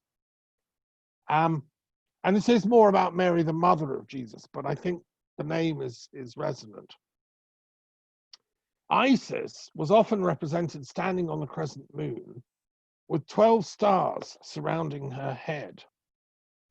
In almost every Roman Catholic church on the continent of Europe may be seen pictures and statues of Mary, the Queen of Heaven, standing on the crescent moon, her head surrounded with 12 stars. It would seem more than a chance that so many of the virgin mothers and goddesses of antiquity should have the same name. The mother of Bacchus was Myrrha, M-Y-R-R-H-A. The mother of Mercury, or Hermes, was Myrrha or Maya. The mother of the Thailand savior, Somona Kadom, was called Maya Maria, Great Mary. The mother of Adonis was Myrrha. The mother of Buddha was Maya.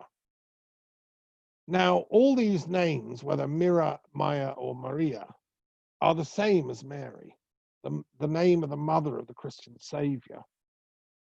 The month of May was sacred to these goddesses. So likewise is it sacred to the Virgin Mary at the present day. She was also called Myrrha and Maria, as well as Mary. So I just wanted to share that. It's a quote from a biblical scholar who was writing in the late 19th century, who was looking at this. But, you know, it is interesting that so many of these, let's say, cultural heroes or messiah figures or deities have this same name for a mother. I don't know if anyone has noticed that or would care to comment on that. But you were saying 25% of the people of Morocco have, the girls, take the name Maria. Is that right?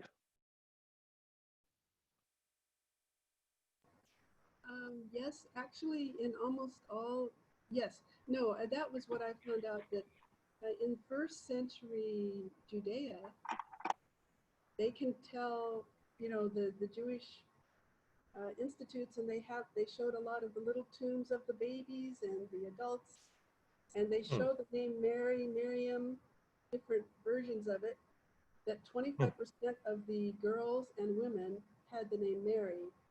And I was sharing that in Arabic countries, and Morocco is included, interesting, the Berbers didn't used to be able to, it was illegal for them to name their children Berber Amazigh names. So it would be like Native American names, Indian names, or Berber names. They had to name them Arabic names. And there's only so many names in the Quran. You know, there's Abraham, Aisha, Fatima. So, you know, there would be 12 Fatimas and Aishas in the neighborhood. And it's not just there, it's also here in Turkey, in Egypt, in all these Arabic countries, because if they're only using Arabic names, And almost all the firstborn sons are named Mohammed and then something else, Muhammad, Abraham, whatever. And the firstborn daughter is supposed to be Fatima Zahra, which is the name, Fatima Zahra was the name of Muhammad's daughter with Khadijah. And so you have a lot of people with the same names. That's why they use the nicknames. So that's what's happening, not just in Morocco, in many Mediterranean and Middle Eastern countries. Interesting. Yeah. I mean, of course, the name goes back to Miriam, who was the sister of Moses. And that's why, Mariamne was married to Herod, Antipas, and so that's why it was so common, I think, at the time of Mary Magdalene. And it was the sister of Moses. I mean, that's quite a high-powered genealogy to have in your name. But if Simcha Jakobowicz, the other thing I shared earlier was about recent films that have come out. And I was encouraging everybody to watch Simcha's film about the Exodus.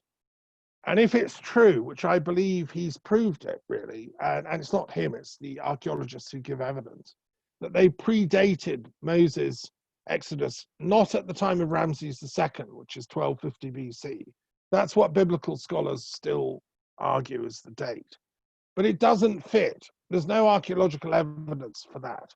If you take it back to 1550 BC, at the time of Ahmose I, it fits. There's a whole load of archaeological evidences because it was the time of the Hyksos people at Avaris in the delta region of the Nile, who were Semitic. And it fits with the stories of Joseph becoming the vizier, which is in the Quran as well. And there are so many archaeological discoveries from that time. But to me, the most exciting thing, and it's not actually said in the film, I worked this out myself, is that the pharaoh Ahmose I, he worshipped a particular form of the deity, the moon god, that was called Yahweh. That was the secret name of the moon god in that time in Egypt, 1550 BC. And we found steles and others giving that name for the moon god. And Ahmose worshipped the moon god because Ra, the sun god, is so powerful. I mean, he's so hot. You can't really worship him. You just get frazzled. So you secretly worship the moon god. And that's to do with time and thought and intellect and measurement. And that's the origin of the word moon, month, and mind. I wonder, it might even be connected to the Maya word we were talking about, because Maya is about changeability and therefore number, in effect. The very earliest Paleolithic things they found in Europe are moon scratchings on prehistoric stones and in cave markings and stuff, like 40,000 BC. Our ancestors learned to think by watching the moon and seeing its changes and its phases. And it went along with reverence for the woman, because the woman has her phases in the moon cycle. So the priestess with her moon phases was sacred. And we watched it, we clocked it, because the moon's always doing its thing. And then the ancient Egyptians, that was their god. And he later was called Thoth. It's the same god as Thoth, who later the Greeks called Hermes, who is, the god of the Hermetic mysteries, right? So anyway, when Simcha put this forward, a lot of things fall into place. It's like alignments intellectually. And my hypothesis I'm exploring, here's a discussion point. Did Jesus know all this? Did he know the secret name of Yahweh? He's named after Yahweh, the moon god, right? Did he know the Egyptian origin of this? Was it handed down orally from Moses through the prophets, through the Kabbalistic lineage? Did Jesus and Mary Magdalene know this? If so, it makes a lot of sense. It explains everything. Discuss.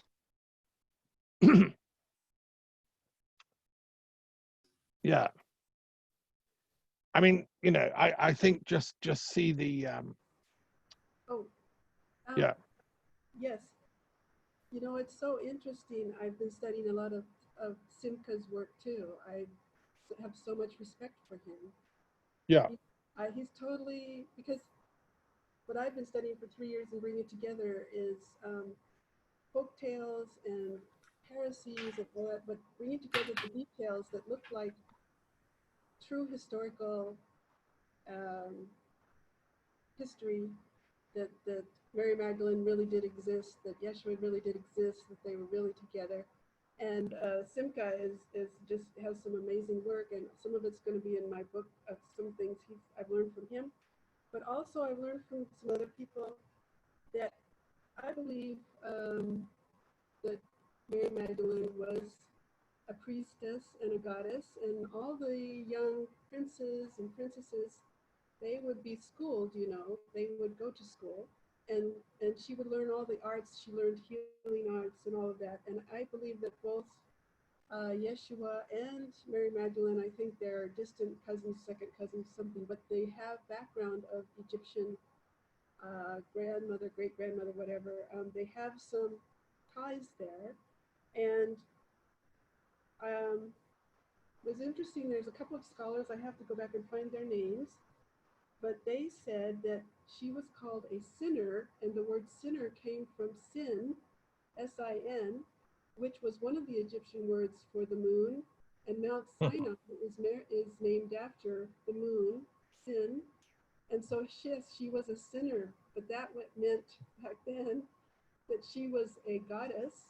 I mean, she was a priestess of, you know, it would be like pagan rites of, like you were just talking about, the monthly calendar and the Islamic calendar. It follows the moon calendar. Mm. And so I think does the Jewish calendar too, right? So It does, yeah. the moon, and I think you're right about the names, and it's just intriguing that it all really comes together. But so much of our history, at least parts of it, was erased so that we couldn't kind of connect the dots, but we are connecting the dots again. And of course it relates, it all relates. And I do believe that Simca's right about, I saw some of that where they came out of Egypt, and they actually have some of the wheels, or they can see in the water where the chariots were. I mean, that it was real history. It's very intriguing, very intriguing. It is, yeah. Right, so we're just coming up to Jean. We're going to start with her talk in a couple of minutes. Just to add one thing, for those of you that are interested in this discussion, there isn't time to really go into it, but the Kabbalah that we've talked about is connected with the link between sound and meaning. And if it's true that the Jewish tradition, linked the secret origin of sounds with different spiritual concepts. So if we take, I mean, you mentioned sin as one root, Sinai, that's very interesting. And if you're interested in the actual etymology of Mary and so on, then you could look at my book, The Kabbalah Runes. I spent 3 years at the Castle of the Muses in Scotland musing on all this, and I looked at the Hebrew, the Arabic, the Hamito-Semitic, which is the ancient Egyptian root, and the Phoenician and the Akkadian, so all the Semitic languages, they all go back to an origin. And the word Shem, the word Semite, means to hear. Semites are people that can hear the inner sound of God speaking. And Semitic prophetic wisdom is about listening. And the Shema, the main prayer, if you're Jewish, is hear, O Lord. You know, it's listening to God, speaking unity. And it's hearing the unity within the silence and within the sounds. So all that's in my book, The Kabbalah Runes. And what I've explored in that is the fact that the Indo-European people have the same knowledge, the same wisdom. In their Sanskrit and in their Norse runes and in the Celtic Ogham, the Druids used, we had exactly the same knowledge about the sacredness of sound and the meanings. and they absolutely connect up. If you study the runes and the Kabbalah, the letters of the alphabets, they appear to be different, but actually they go back to a common root, which I speculate to be, I don't know, 20,000 BC, Neolithic, pre-Neolithic, Paleolithic. The new discovery in Turkey in Göbekli Tepe would be from those kind of people, ancestral to the Indo-Europeans, but also to the Semites, because Abraham buys his cave off a Hittite, right? The Hittites are popping up at the time of Abraham. And that's really interesting, actually, because they were Indo-European wizards, if you want. And there's old Abraham chatting to them and buying a cave off them. What were they talking about, you know? And then finally, just to say, before Jean gives us her talk, I spent years being confused about where Abraham came from, Ur of the Chaldees. It's supposed to be down in Mesopotamia somewhere, and Leonard Woolley said it was down there. But actually, it turns out it's at Sanliurfa in southeastern Turkey, in Mesopotamia, between the upper Euphrates and upper Tigris. There's a town called Sanliurfa, which Islam has always said is where Abraham came from. They can point to a cave where he was born, you know. And Moses Maimonides, the greatest philosopher of Judaism, also said that's where Abraham came from. So he didn't come from like southern Iraq. He came from Turkey, which is not too far from the Holy Land, Palestine, Israel. That's why he could trek down there with all his flocks and all that on his pilgrimage.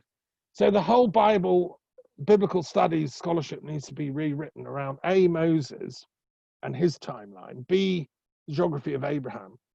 And gradually everything will fall into place. So I think Mary Magdalene, we have to reposition the pieces on the jigsaw of history to make sense of her and Jesus's teachings, and then how we can link and reconcile with the Muslims. Right, now it's enough. It's Jean's go. Go for it. I just wanted to say that Freemasons and the Rosicrucians and many of the Gnostics,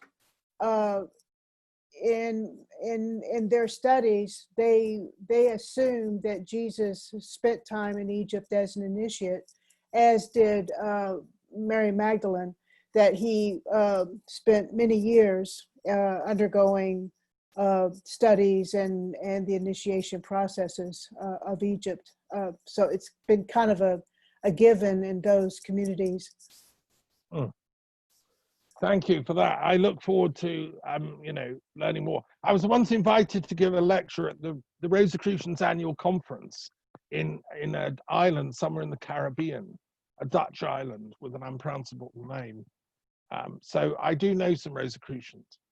Okay, Jean, it's your turn to speak. Let me just introduce Jean Donahue. She's joining us from, I think, Portland.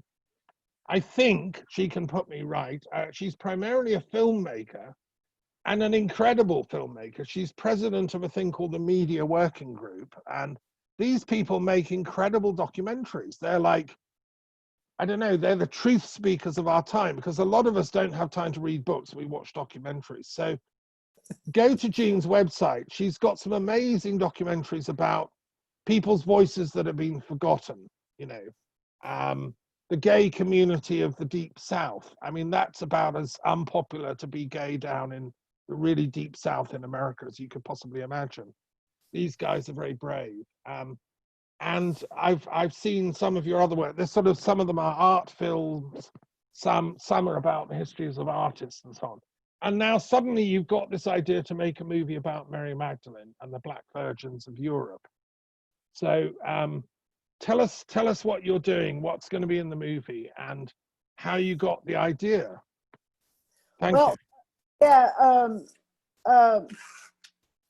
when in 1978 I decided to go to France and stay with my college friend to finish my art history degree in independent study and in late Renaissance art.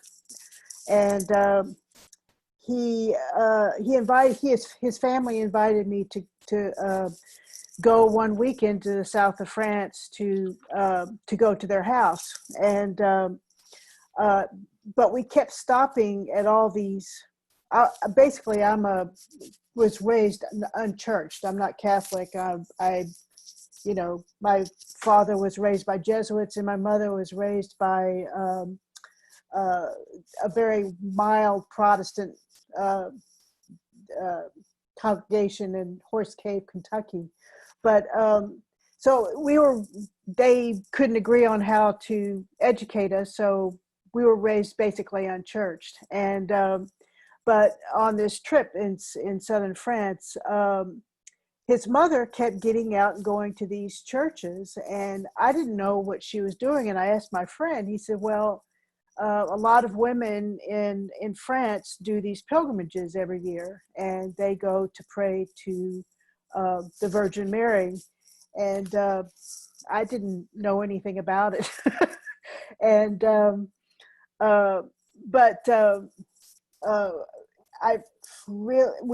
we ended up at Rocamadour, and Rocamadour was just then being rehabilitated. It had been laying in ruins for centuries, and we made our way up to this little room that really looked like a cave, and there she was, and it just kind of shot through me. And so for the next 10 or so years, I kind of kept that in the back of my mind. I didn't understand what it was, because she was so different than all the other white virgins that I'd been studying in art history. And there wasn't any literature about it. I couldn't find out anything about it. And I wasn't really pursuing it very seriously, but it kept, staying back there. And, and finally, when I read John and Caitlin Matthews' The Western Way, and about the same time, Holy Blood, Holy Grail, there was a mention in both of these books about how the Knights Templars were guardians of the Black Virgin. And so it just kind of blew things open. And then I found Ian Begg's Cult of the Black Virgin, which was written published in 1983. And it just kind of set me out on this journey to kind of figure out what happened, what was going on with Black virgins versus the white virgins, and what did she have to do with ISIS? And so in the late 90s, I decided to make a film, because I figured, well, there were so many people who went on pilgrimages to see a Black virgin, and there was all this interest. I decided to make a film because I figured, well, if I have these questions, other people do too.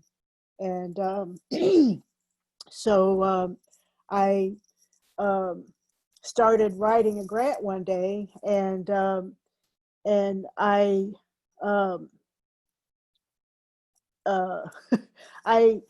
had this feeling that someone was watching me, and in my mind's eye, I could see this figure on the left side of me, and it was a lady bathed in dark light, and she didn't say anything, nothing happened, but I just felt like, okay, I must be on the right track, because I just felt this kind of encouragement coming from this figure.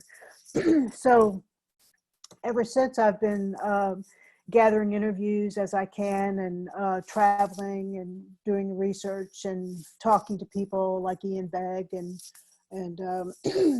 Margaret Starbird and other folks. And now I started the film, and actually I've started shooting in 2003, and I'm still shooting. But I'm going to show a little sample reel of some of the interviews that I've been doing, and I'm hoping that maybe we can discuss after we have a look at it.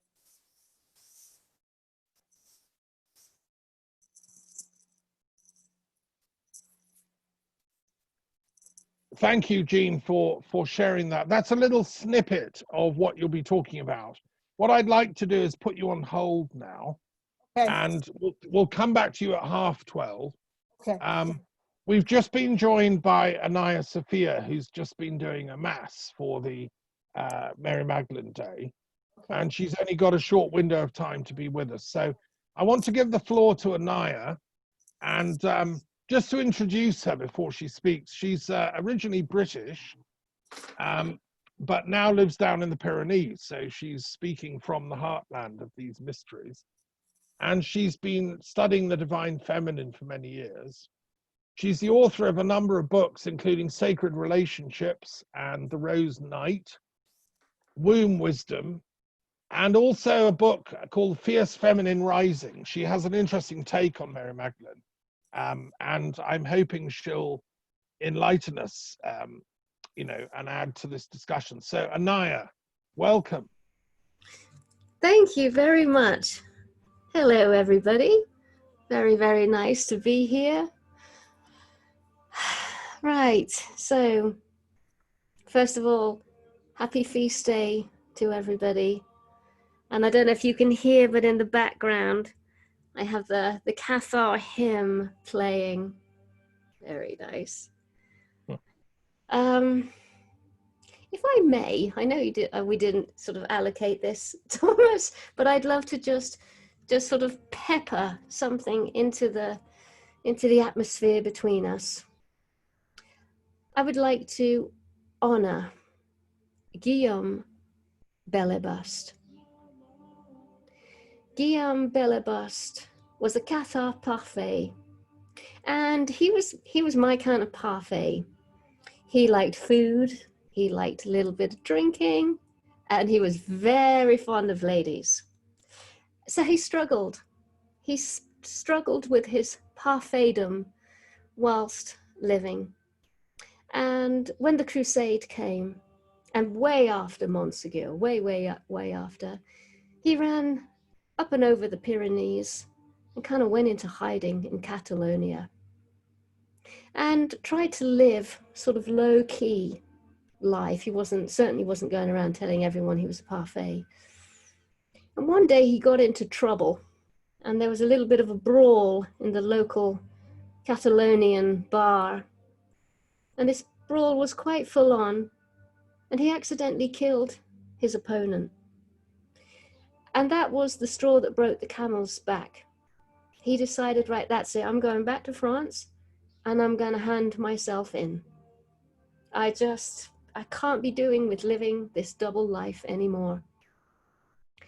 So he took a pilgrimage back to France, back to Villarouge-Termez, down here in the heartland, and literally handed himself over. What he didn't realize was he was the last parfait.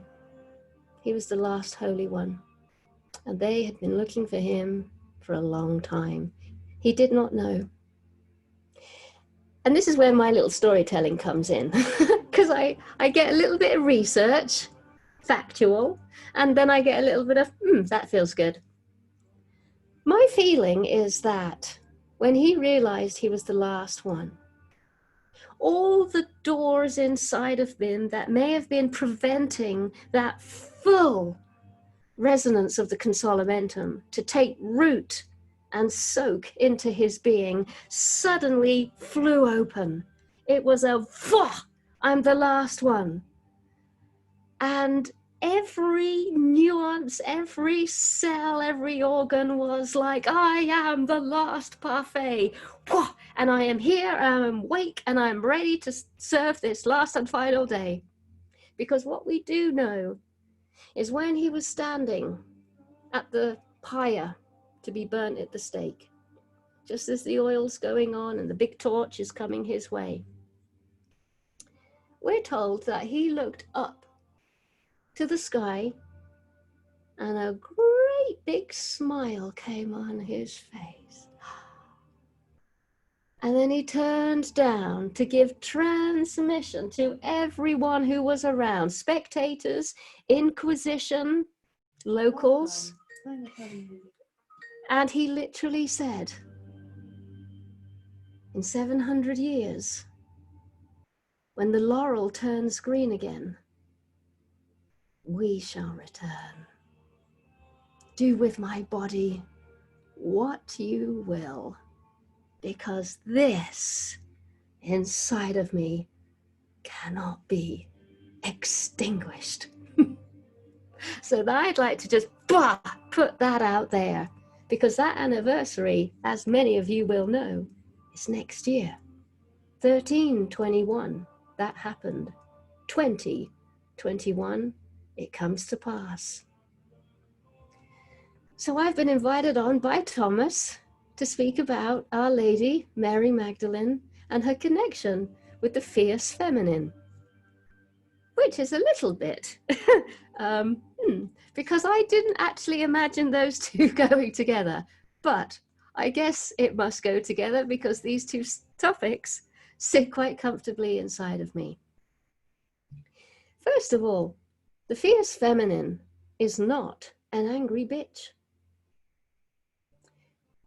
I glimpsed a little bit of the fierce feminine in Mary Magdalene at the last scene of the movie 2018, the Mary Magdalene movie,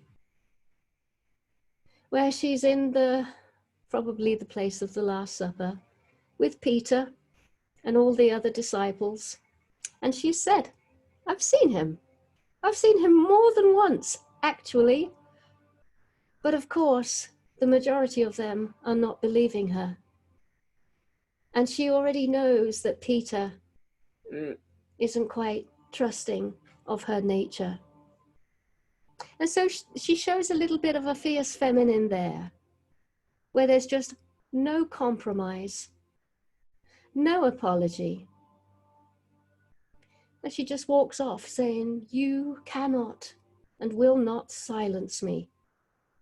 I cannot agree to your terms, Peter. Whatever it is that you know of our Lord is your business. I know something else. And therefore, I bid you, brothers who I love tremendously, a very fond, but very true farewell. So that is a little element of Our Lady showing her fierce feminine side. She is not going to be subjected to, she is not going to be watered down, compromised, tainted, or squished into a narrow, tiny little box that is way too tiny for her magnificent radiance. And so off she goes, probably to Gaul, probably en route to France. And so here we are now, 2020,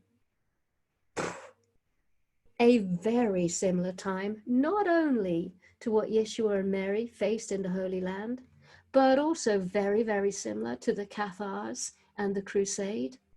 It's the same taste. And so we are probably definitely on the inside facing similar demons, similar feelings, thoughts, circumstances, and probably every so often meeting it for real outside in the external world as well. So I feel our message is the one of unapologetic. Unapologetically remaining to be true to our faith, to our tradition, to what we know of as truth, and uncompromising to our path and our way of living it. Something that's very, very fresh for me at the moment. Racism. This is a big one. This has crossed our community in the last month. Thanks once again to George Floyd bringing this to our attention again. So what are we going to do when we see and hear racism inside of us and outside of us? This is what I mean by unapologetic, uncompromising, and refusing to be sat on the fence a day, an hour, a minute longer, but to risk losing all of our friends and saying, hang on a minute, excuse me, I think that might have been a racist comment. Not to judge, not to be the angry bitch, not to harm that one, not to make them feel humiliated or small for just letting something conditioned slip through their mouth once again, but to actually put a no, put a stop. And that could be for everything that's happening to us now. Are we wearing masks? Are we not wearing masks? I'm chopping and changing my mind like nobody's business, but I have the right to do that. I'm not going to judge mask wearers or non-mask wearers because I myself know how often I change. But it's to be vigilantly, massively, profoundly awake, aware, and as Yeshua would say, ready for the day to come. So this fierceness is like, it's not an agitation, but it's like a quivering, a wakefulness. And right here, right now, in this nanosecond of a moment, I am awake. And hopefully you guys and girls are too. And to just prolong that awakefulness by any means necessary. Maybe it's movies, maybe it's breath, maybe it's where are we? Spikenard. And to just not keep letting the old slide by again and again and again. Daring to speak up, daring to speak out. Maybe taking a moment or two with the breath to just cipher out any anger, resentment, bitterness, jealousy, but that might be in there with that sacred rage. Couple of good breaths whilst being remained to your heart should do the alchemical process that's needed, and lo and behold, out comes the fierce feminine, out comes the sacred rage. Daring to speak truth to power. This lady, Athena, I think her name is, from Portland. You've probably seen the imagery. A young woman, a naked young woman, apart from a little beanie. I like that bit. Sitting before a very frightening line of police / militant forces in Portland, Oregon, the other day. And sitting down and opening her legs. Now, for some of us, that is heretical, that is awful, that is, oh, lo and behold, that's terrible. For others, that is like, wow, that worked. Was that woman rude, ballsy, in your face, swearing and cussing the police? No, because I've seen the actual real entire video footage. She is silent. You see her, she just comes out of the crowd, and with, in my impression, with a dignity, with an elegance. She definitely had her shoulders back and her head high. She just quietly walked through the masses of protesters with her little beanie and her trainers, and she found the right position, and she sat down, and she revealed, well, you know, in my book, The Holy of Holies, actually, it's not a vulgar statement. It's a very frightening, bloody statement. Can you imagine how fragile and vulnerable and scary that would have been? It would have been super scary for me. Because who's to say they don't shoot? Who's to say they don't throw a canister of tear gas? And I am naked to this chemical. So let's just clear the conditioned mind and see that massive, big, bold step that young woman took. Because I know many young women are like, that seemed to work. And you mark my words, I think we're going to see more of this. And if the ladies, if the females can maintain their composure, maintain their elegance, maintain the connection to their heart, it is completely and utterly foreseeable that this act that the women bring through with this open-leggedness, which is from the ancient times, a way that has worked in our past, then we could truly see a massive shift of an unprecedented scale happen in our midst. And what's the best we can do? Us here in the homeland, in Qatar, France, we're not on the front line. Maybe you guys and girls in the States, but kind of like, not really sure I'm going to take my clothes off. I completely understand. I might be a little bit that way. What can we do? We can support these young folk. We can let them feel our presence at their back and say, I've got you. Go, do what you were made for. That is fierce feminine. Now, if she was brawling and drunk and calling the police, this, that, and the other, I wouldn't be mentioning this today. This, because that's a different energy. We are definitely in a by any means necessary moment. And I tilt my hat to Athena from Portland. I love the fact she's called Athena. It's just like, what? Oh my God, that's amazing. Fierce feminine is also an energy that's needed in our relationships, because this can be the last hidey hole. This can be where that conditioning and allowance is allowed to keep on getting its feet and knees under the table. I'm constantly at it.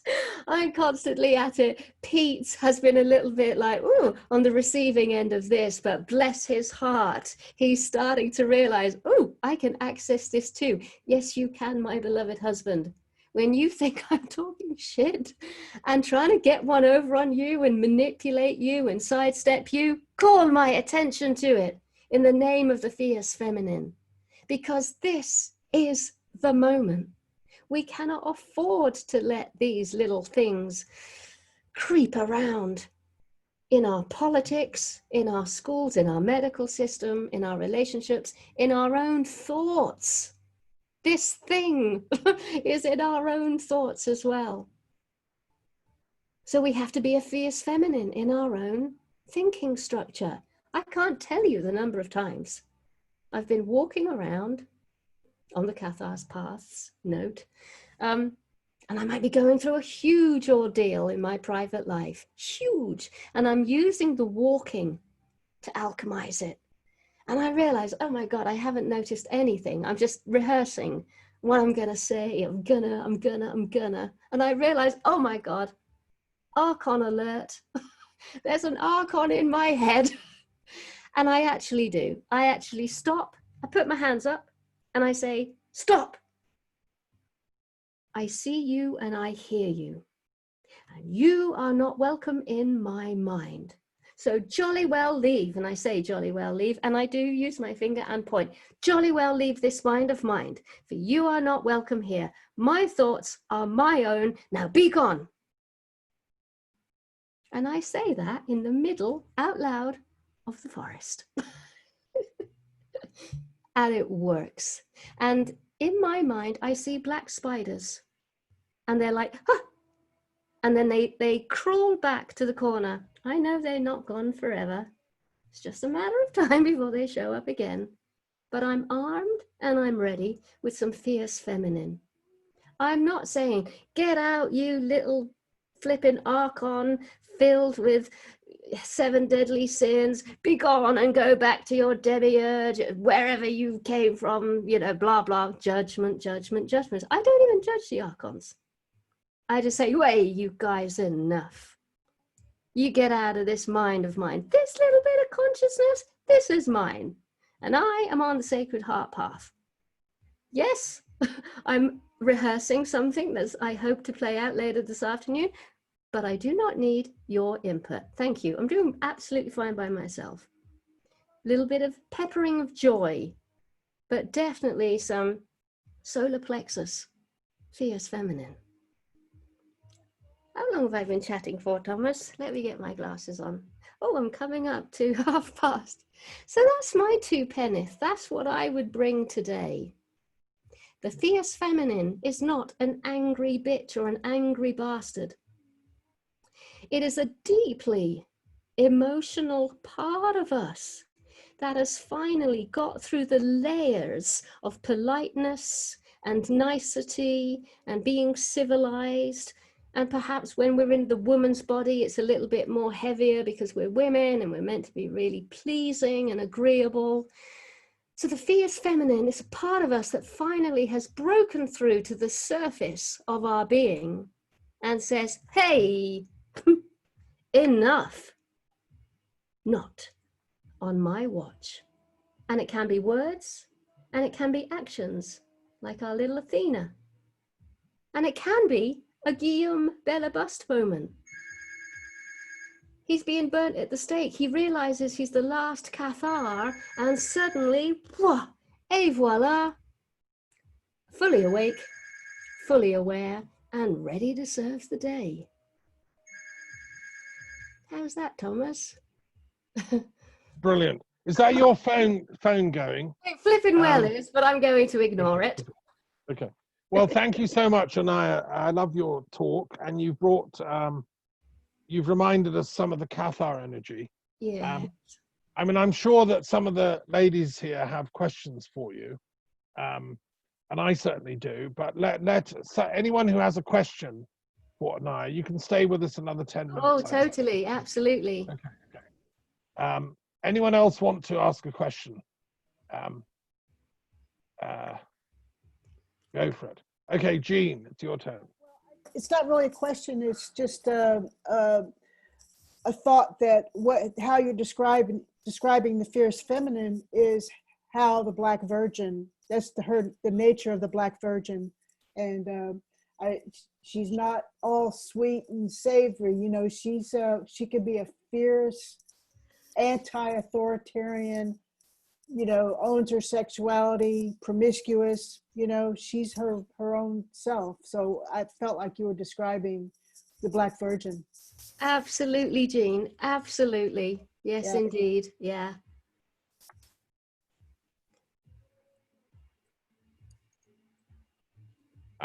Anyone else?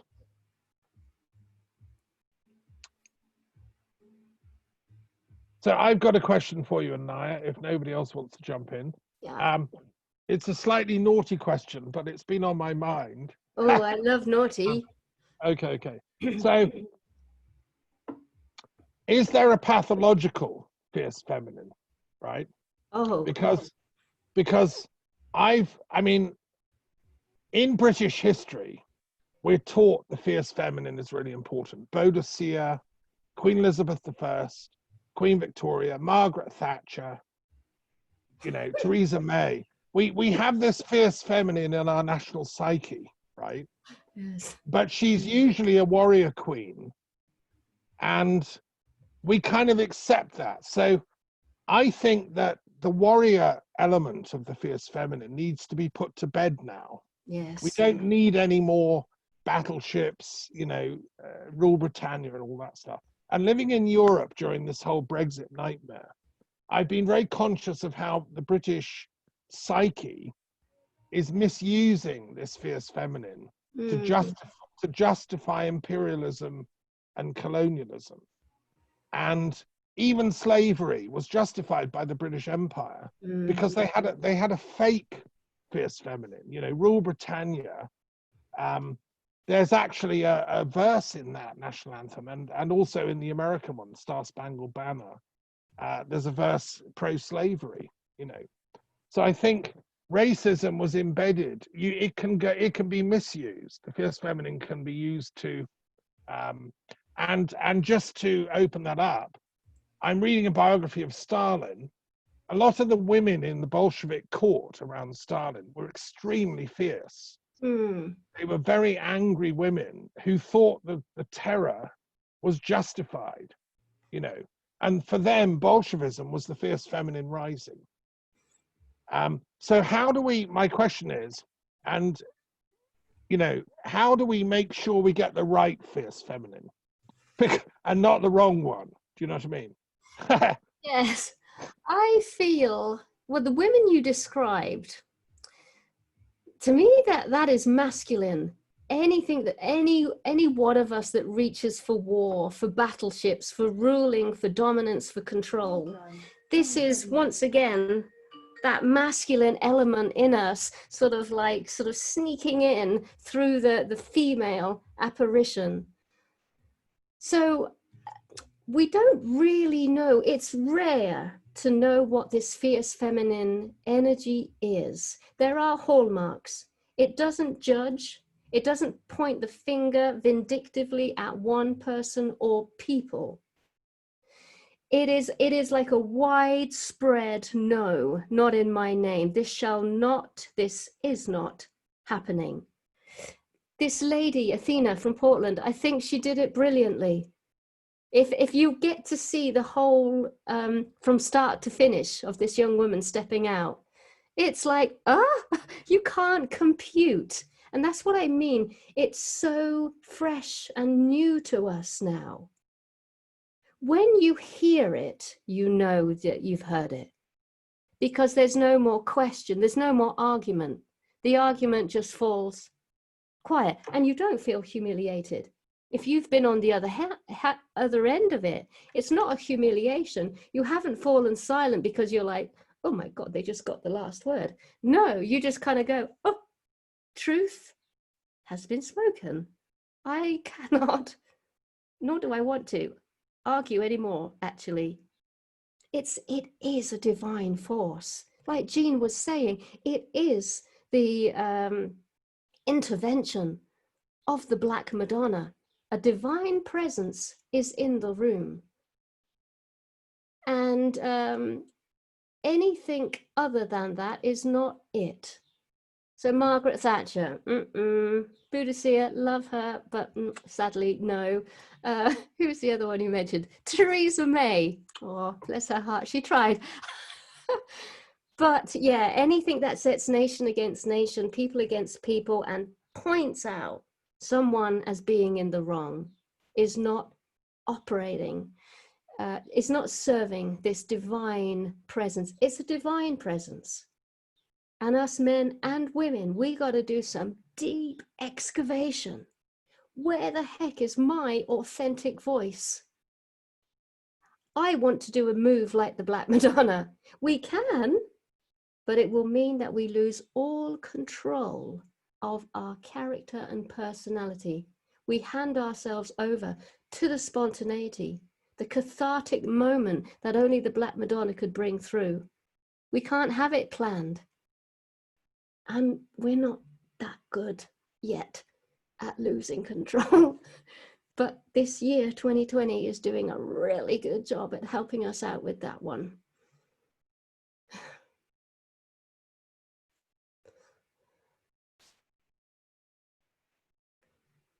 Any other questions? Come on, people. Anaiya's going to go soon.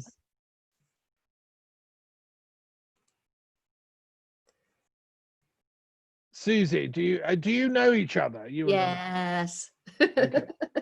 Susie, do you want to comment on what she was saying?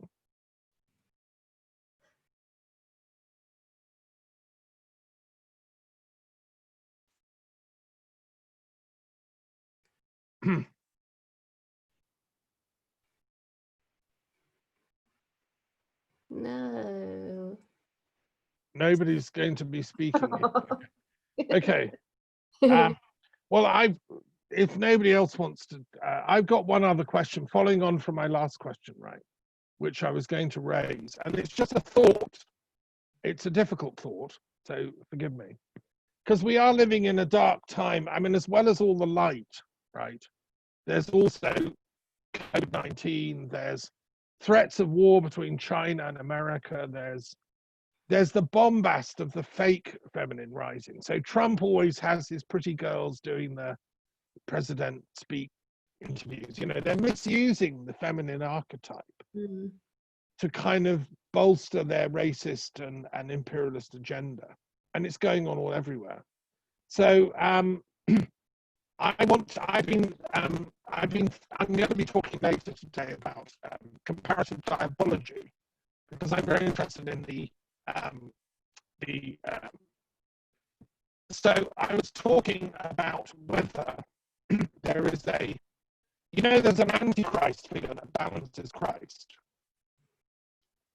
Yes. and that's part of eschatology. So the diabological take on history is the Antichrist has to be defeated before Christ can come back. Well, I want to ask, is there therefore by definition an anti-Mary Magdalene figure? If there's an Antichrist, should there not also be by definition an anti-Mary Magdalene figure? Like a fake one who's pretending to be the real thing, but actually leading everyone astray into the jungle to take the Kool-Aid. And so we have to also somehow discern, the fake from the real. Because I'm not joking. I've heard some people in the Meri Magdalene circuit, I haven't invited them to speak for obvious reasons, who are saying things like, COVID-19 is the revenge of Christ and Mary Magdalene. They've come to destroy thousands. Only a few will be left. The planet's going down because we come to, as revengeful second coming. Well, to me, that's a fake story. That's a fake narrative. That's the anti-Mary Magdalene. I don't know if you've encountered people like that. Oh, yes. Oh, God, yes. Yeah. I don't feel there is a presence that is anti-Mary Magdalene or anti-Sophia. That's how I'd term it. Is there an anti-Sophia? Anti-Sophia, anti-Christ. Oof. I don't see these things as individual presences. I see it as tendencies within our own self. And this is what I mean by the archons. The archons are loaded with ammunition that can easily filter into our own thoughts as being our own. Back in the olden days, we'd say, oh, they carry the 7 deadly sins. I think we, all of us, are capable of being an anti-Christ or an anti-Sophia. That's more resonant with me.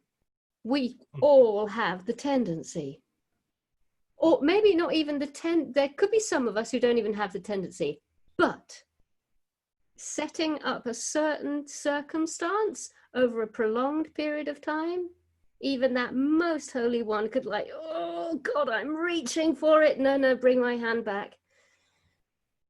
I do know personally that there is evil in this world. I have met that. Is that the Antichrist? I can't really clearly say, Thomas. I don't want to make it rubbish. But the question is, how do we defeat it? How do we overcome it? How do we defeat it? Ourselves? Yeah. Oh, in ourselves, it would be the humility and the vigilance of realizing, oh, I'm thinking this kind of stuff again.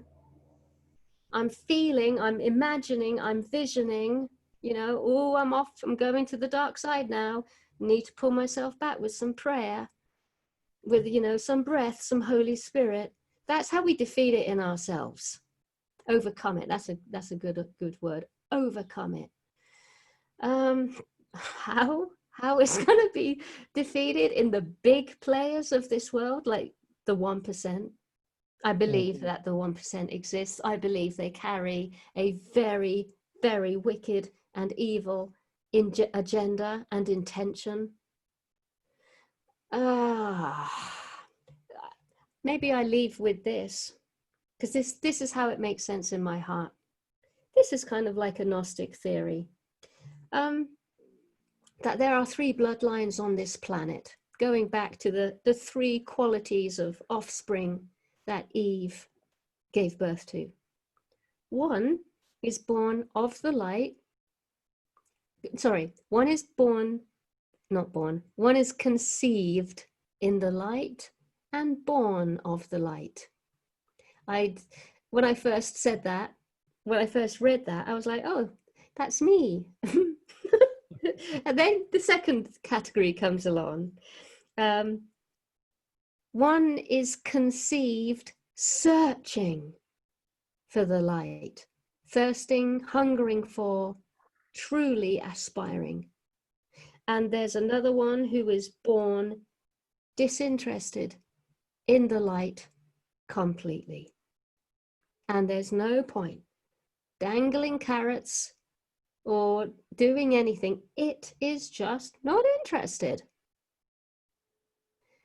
So I asked myself, are we to find peace with that then? If it's that apparent and that clear, that there's possibly a third of humanity just not interested, not destined to ever have that thirst or hunger. And we are somehow just to, and this is the word I use, maintain balance then. So there's certainly no point going to war. There's certainly no point judging, discriminating. Okay, let's just put that lot over there. That's not going to work. I think at the end of the day, it's about finding peace and balance, because we of the light might look at those ones and go, ah, they don't like the light. Well, I can guarantee you they're saying the same thing about us. So maintaining respect, peace, and balance. And that is what has happened now. We have majorly come out of balance. This little 1% have been getting away with so much, and now it's all coming to light. And now we can see how humongously out of balance everything is. These guys, the 1%, need to find their place and do what they do within their little community. And we will respect, we might not understand it, but we will respect it and say, perhaps live and let live. And it would be nice if they felt the same way about us. That's where I am right here, right now, with that big question. Right. Well, thank you. Thank you so much, Anaiya, for answering that somewhat difficult question. It's the $1 million question. I'll come back to it later on today. Yeah. So bless you. Thanks for joining us. Oh, Is this, thank you, Thomas. I love your blue goblet. It looks like it either has wine or a candle. What is it? Oh, it has wine, and this is what I had for the mass. Oh, it's your Gnostic goblet. Nice little glass of red wine and some bread.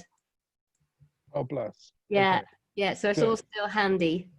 I'm not going to. Right. Well, I hope we get to meet in October. I'm coming down. We're going to have a Mary Magdalene Day down in the Pyrenees. So hopefully you can speak and we'll meet there. Yeah. Okay. So Good. much love and hi to everybody. Enjoy your day, everybody. Thank you. Right. Now we're coming back to Jean, madam. You were very kind to let Anaiya come in there. But we want to get back to your talk because you were just starting really telling us about your search. I think it's quite appropriate that Anaiya came in there and talked about the fierce feminine because it fits in with your Black Virgin story. Absolutely. And I'm glad to say that I'm from Portland, Oregon, where Athena appeared. Do you know who that woman is, Athena? Do you know her? No. Can you just tell us, just before you go back to your talk, what is actually happening on the streets of Portland? Why is this going on here? I think the whole thing about the secret police and all that, I think he chose Portland because I think that there's always a presence of right-wing extremists during protests here. Proud Boys are from just across the river, which is a white supremacist group. And I think they thought it would be an easy because Portland has kind of a soft, you know, you know, soft presence, that I think Trump thought that it would be an easy, you know, we'd go quietly. And so I think, you know, it's not as, Portland's not on fire by any means. I mean, during the day, it's totally peaceful and people are back to work and stuff. But they've been holding, you know, protests for what, 51 nights. And so they just want to break it. I think they think if they can break Portland, it's a practice for them, you know. I don't really know.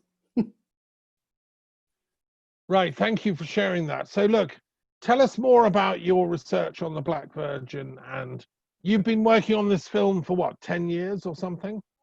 At least, I'm afraid. My research has been basically reading, you know, cross-referencing, working out ideas, tracking. If one author says one thing, I try to track it to see if other people are saying the same thing.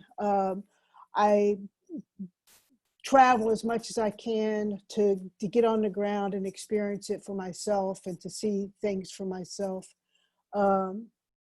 But mostly it's just reading as much as I can, and trying to cross-reference what I'm reading or what I'm finding. And one thing that you were talking about earlier about the pilgrimage routes, I found in my travels that if I cross-referenced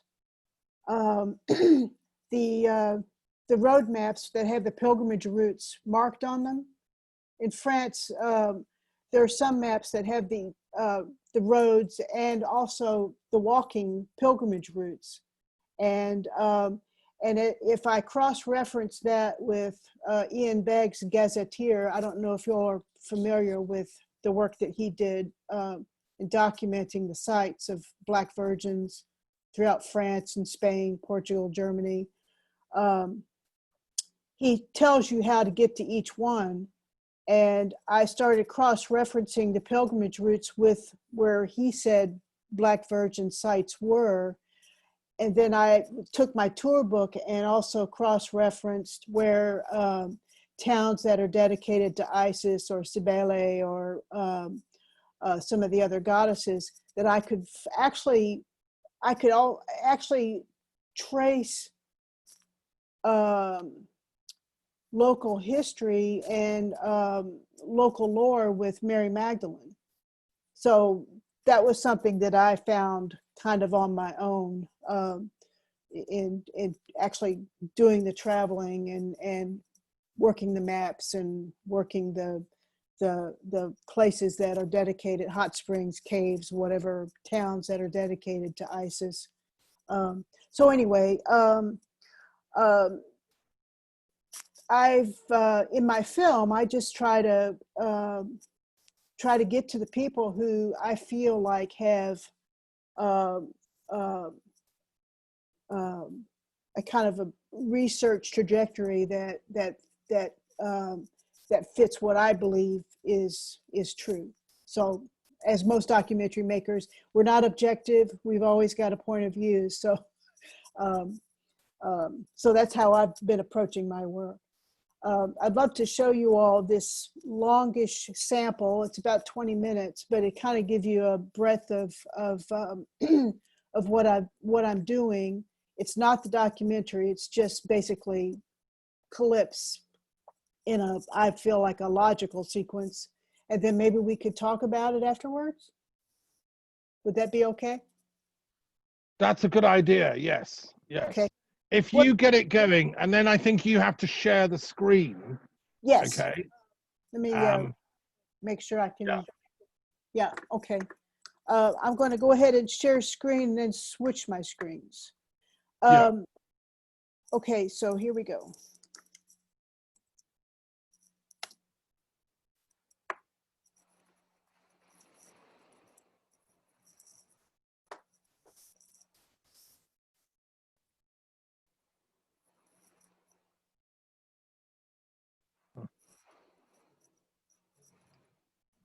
Now, what have you? Are you showing it? Is it? Yes. Is Oh, it on? should be showing. Is it not showing? No, we're not seeing it. Ah, Are you seeing it?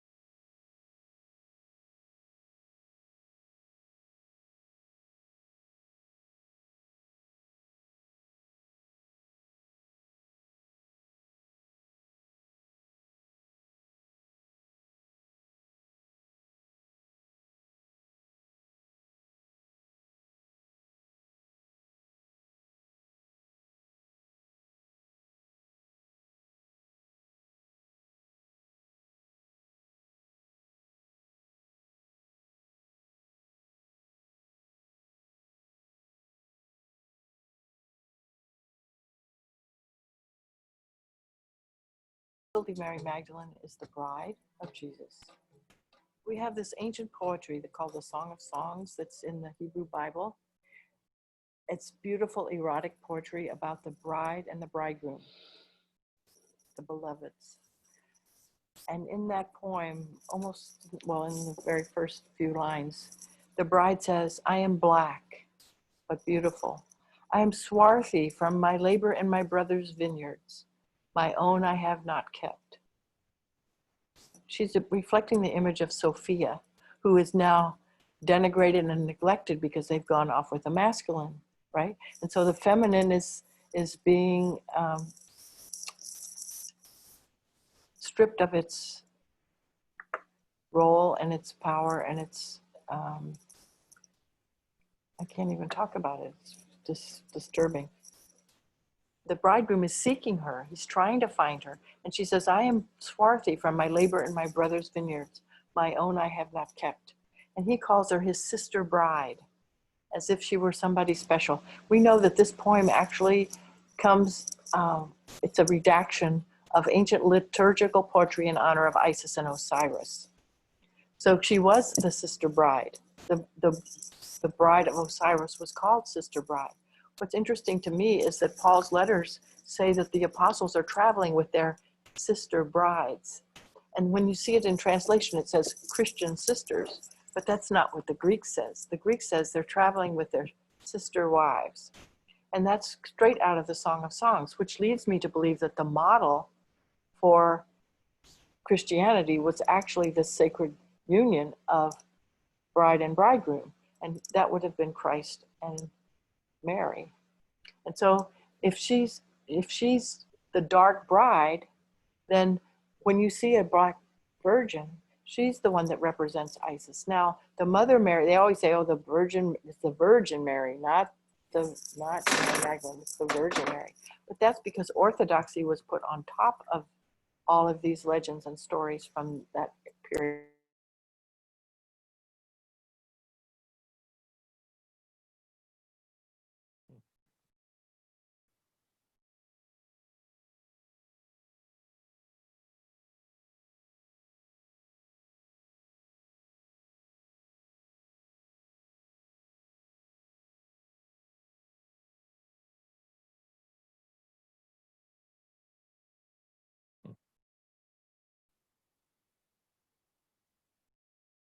Plan, and that there were individuals or traditions who wanted to make sure that their wisdom was passed on.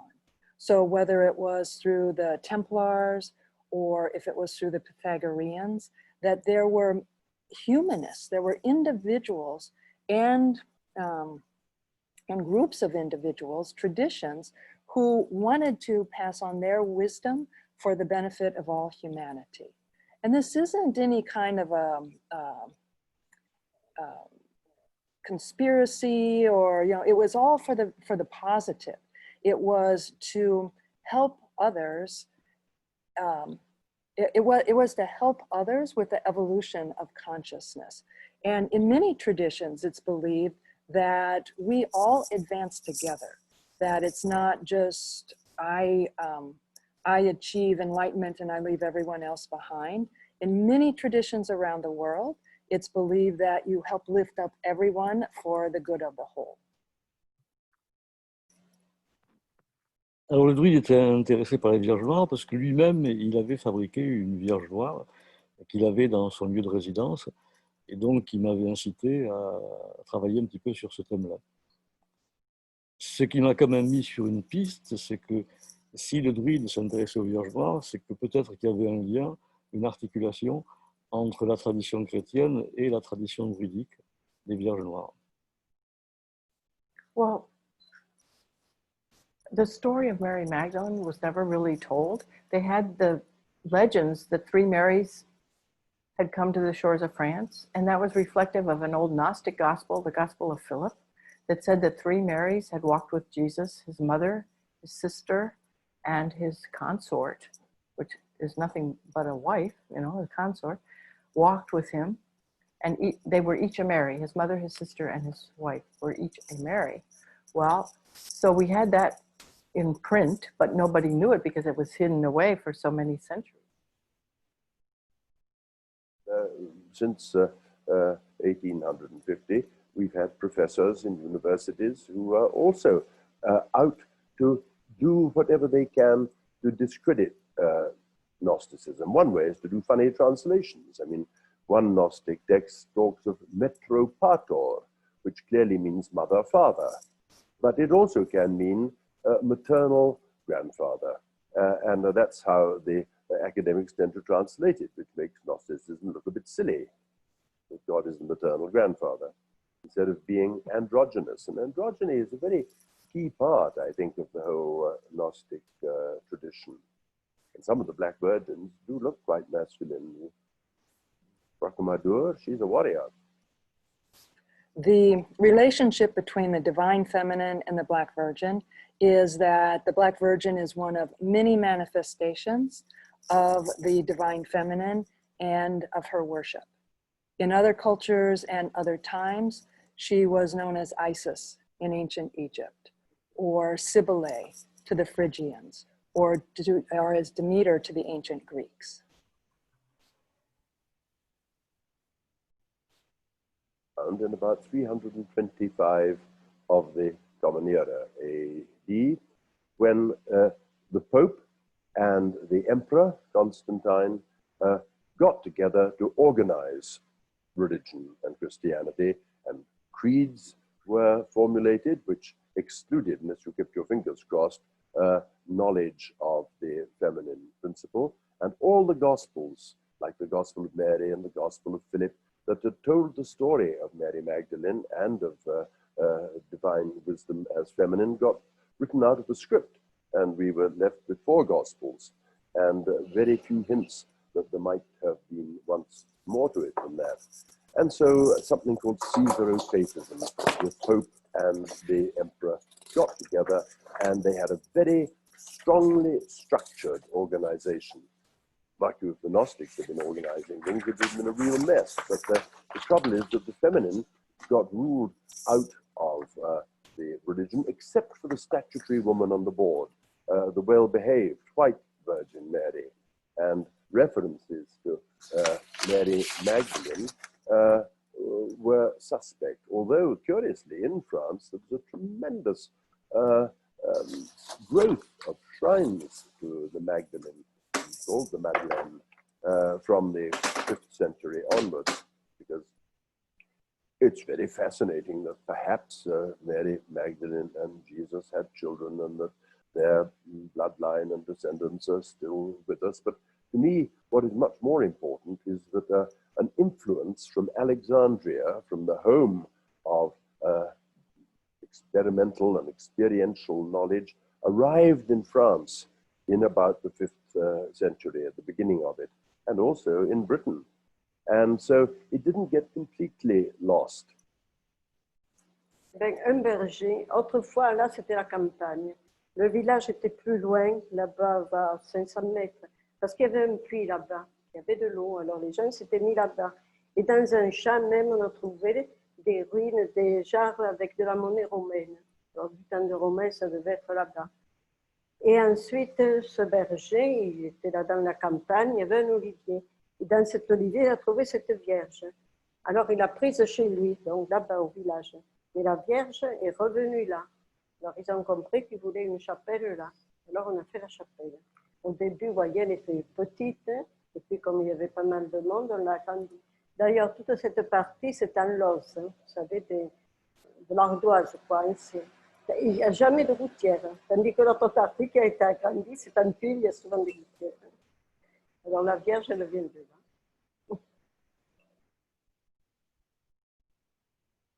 One of the extraordinary phenomena is that people were very colorblind about black virgins until quite recently. There are one or two references to them at the end of the 19th century and beginning of the 20th, usually in novels. But it wasn't until 1937 that somebody actually wrote a book about black virgins because they hadn't been considered as a separate species, as it were, before. So that's one of the important moments, I think, is that she comes into consciousness. But before that, nobody had paid much attention to this. It's very strange. I don't know why that should be.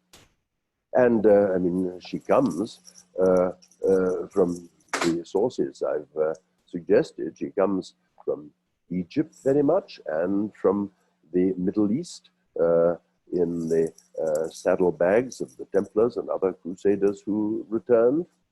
And she makes a very big impression on the world in the 12th and 13th centuries, when most of the cathedrals were built to Our Lady, and in which St. Bernard of Clairvaux, who refounded the Cistercians, which was the biggest sort of multilateral organization in Europe, and wrote the Rule of the Templars, when every single one of his abbeys was dedicated to Our Lady. And the question is, which lady? And the Templars thought that there was the religion of Our Lady, which St. Bernard founded.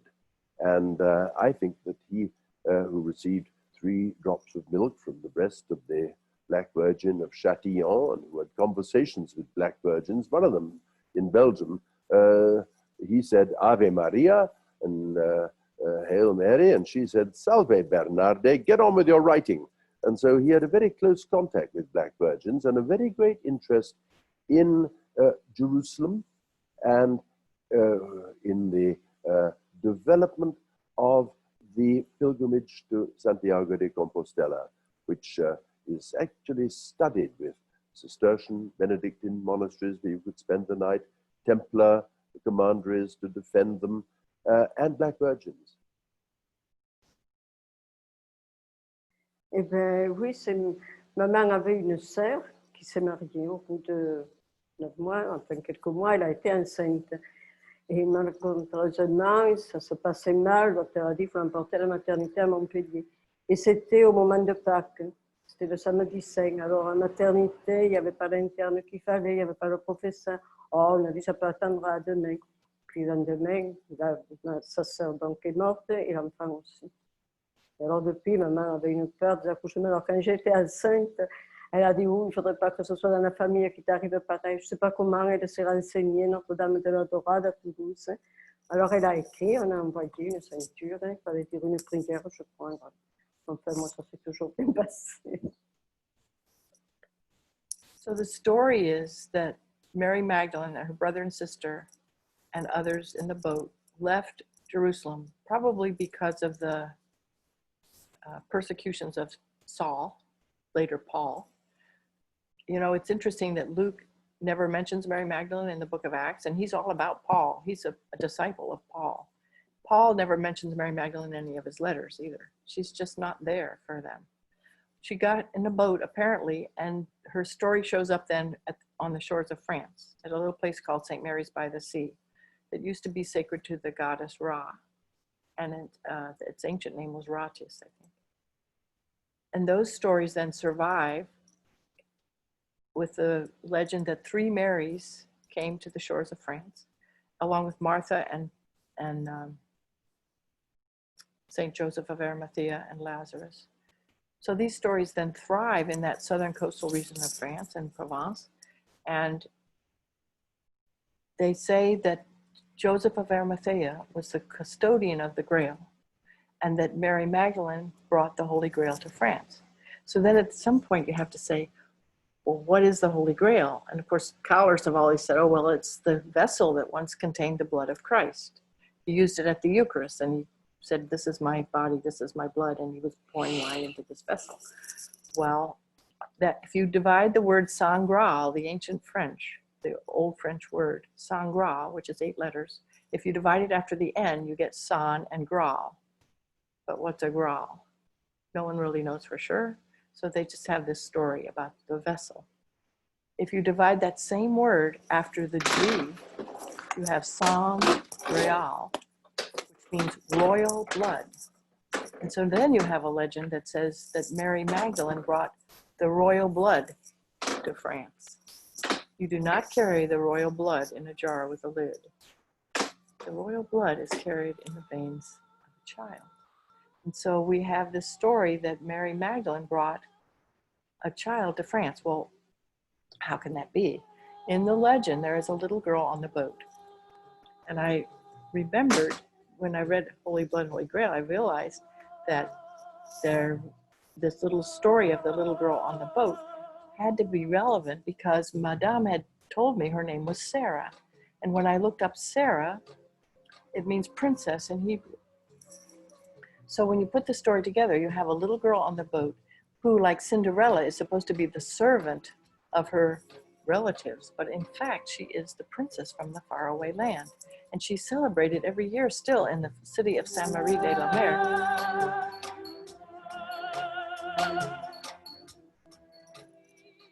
And then we have this other passage from the Book of Lamentations. It says, the princes of Judah, whose faces were once white as milk, are now black as soot. They're not recognized in the streets.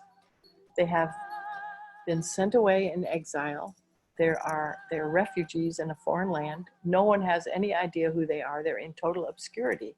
So the blackness may be just that it represents the obscurity of this royal bloodline of the Davidic family, the kings of Israel, in exile.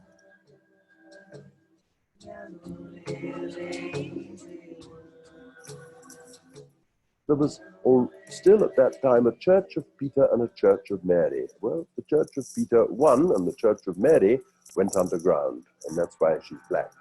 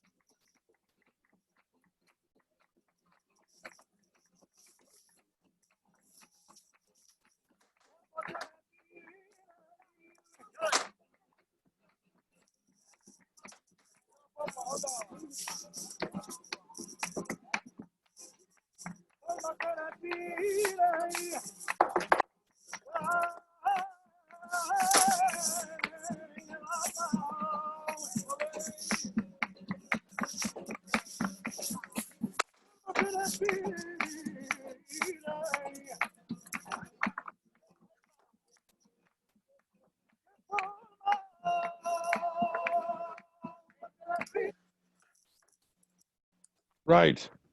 Well, thank you very much, Jean, for that film. That was fascinating. And we can't wait to see it. When will it be released? When is it going to be available, do you think?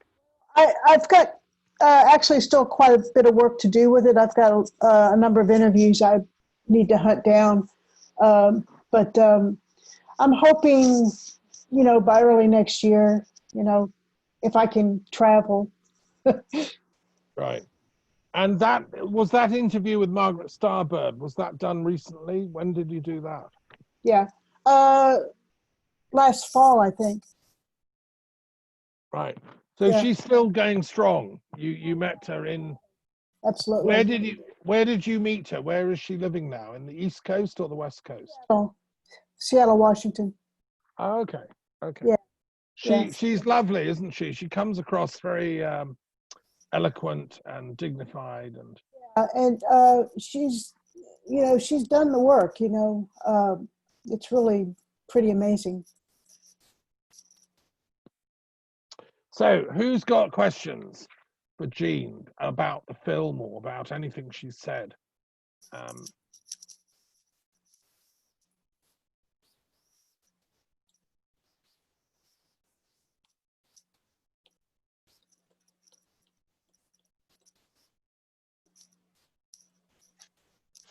Hello. Hi, Jean. Mary. I'm actually from Seattle, and I did meet Margaret Starbird and at the Women of Wisdom conference in Seattle. And anyway, I just want to say that your work is beautiful, and hopefully it's going to be finished soon. Hopefully. I'm excited to see it, but it's very, very good. I'm writing a book. It's right along the similar lines. In fact, Margaret Starbird and her book, The Woman with the Alabaster Jar, that really launched me on, I channel and I was in touch with Mary Magdalene and Yeshua, but she really launched me on my journey. She doesn't really know that, but she launched me on my journey. So that's so beautiful that you have her in the film. Thank you. I was lucky that Ian Begg gave me basically a reference for her. I'm sure she gets asked a lot for interviews, which she does. But I was lucky that he was able to connect me with her directly. I've been trying to, along those lines, I've been trying to get in touch with. I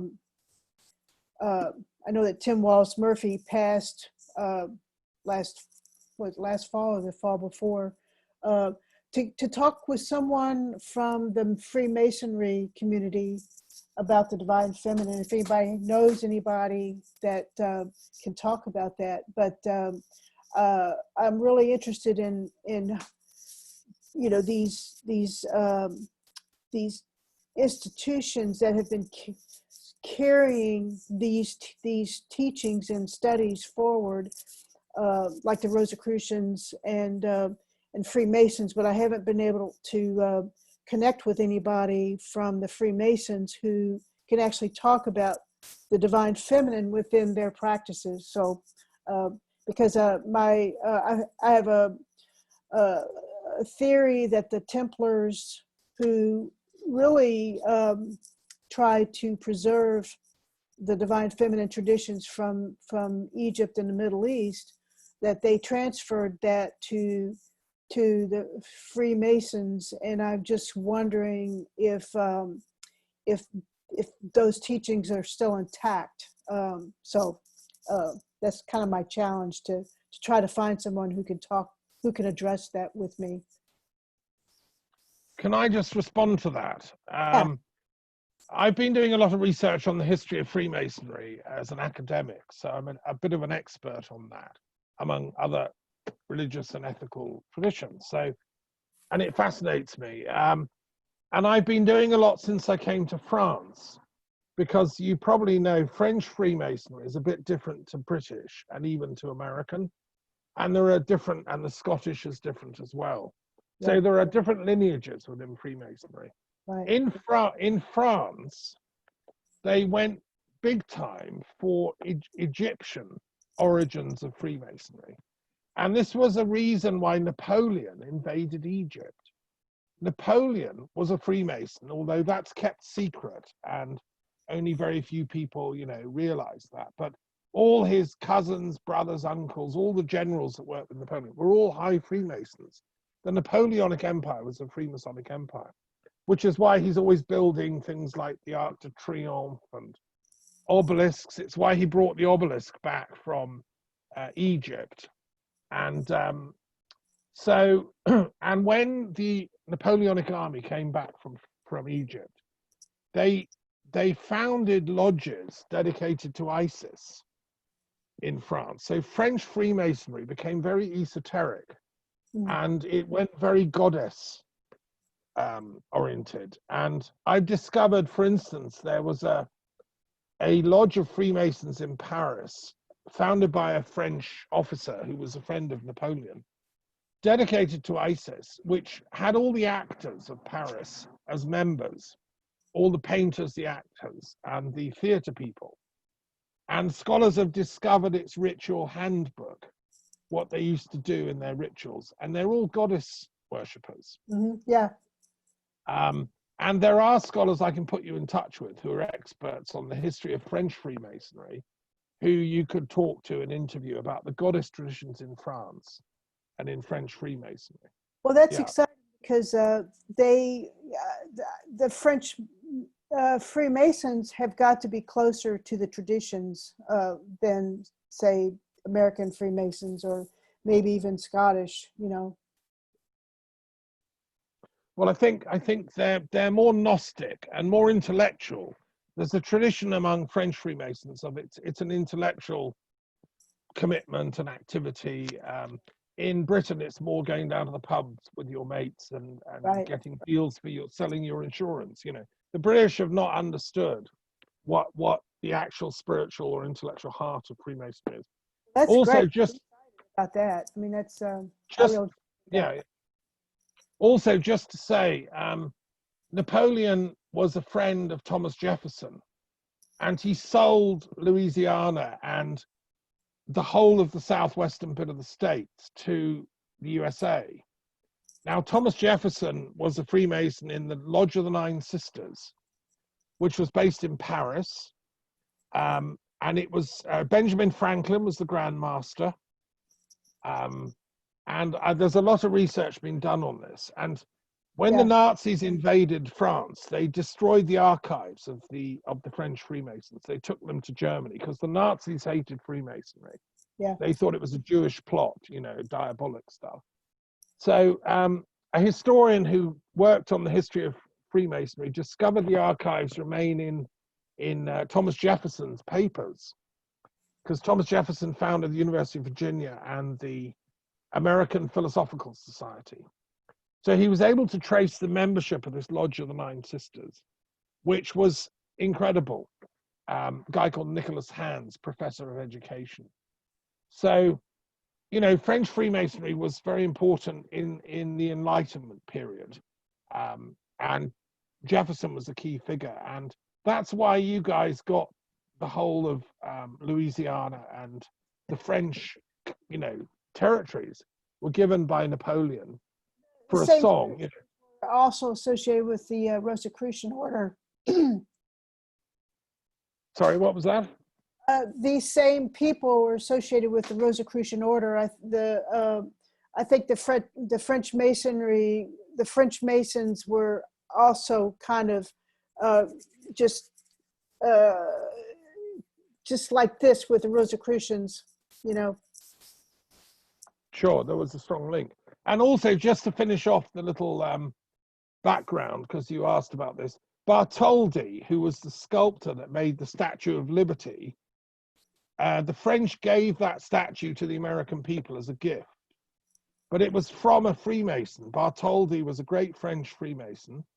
He also made a statue of Vercingetorix, the great Gallic Druid leader, which is in Clermont-Ferrand in Auvergne. And I was researching that for my Encyclopedia of Druid Studies. And I discovered that he also made the Statue of Liberty. And he was typical of 19th century French esoteric Freemasons. And so that statue of the goddess of liberty, she is the goddess. And the idea was to give you the torch so that you would carry this torch. Right. Our problem as French intellectuals and Europeans is you're not doing very well with it in America. You know, your current president and his entourage, you're not looking after that torch of liberty properly. You're letting it sputter. It's sputtering out. So I think you better get that film out quick and put the Freemasons in, by all means. I'll give you all the contacts. Well, with your help, yeah, I appreciate that. Sure. Any other comments? Any other questions for Jean? Who else would like to comment? Belinda, you've got a torch of liberty as your picture.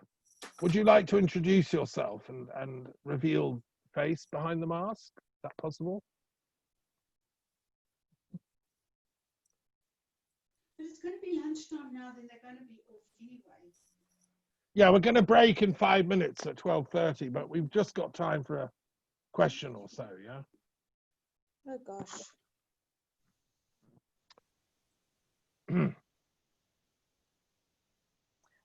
Well, let me just say that I think my approach is unique, and I'd love to hear feedback that associating Mary Magdalene with the Black Virgin is I'm trying to reveal a tradition around the divine consorts and how that is a major underpinning of Gnosticism, in that it's not just, I mean, it's I know you all had a conference about sacred sexuality a couple of years ago, and I was so disappointed I didn't know about it, but the whole idea of the divine consorts is really important in terms of reconciling the divine feminine with the materialistic consciousness that we're living in today, and to understand that Mary and Jesus were actually divine consorts in the most ancient of traditions, and that the teachings are trying to show us a way of making this reconciliation, which is what the Rosicrucians and the Freemasons, I believe, call the sacred androgyny, the sacred union. So this is something that I'm really interested in. I think it's a fairly unique approach in terms of at least a film. I don't think anybody's really approached it from this point of view. So I'd love to hear if you all know differently.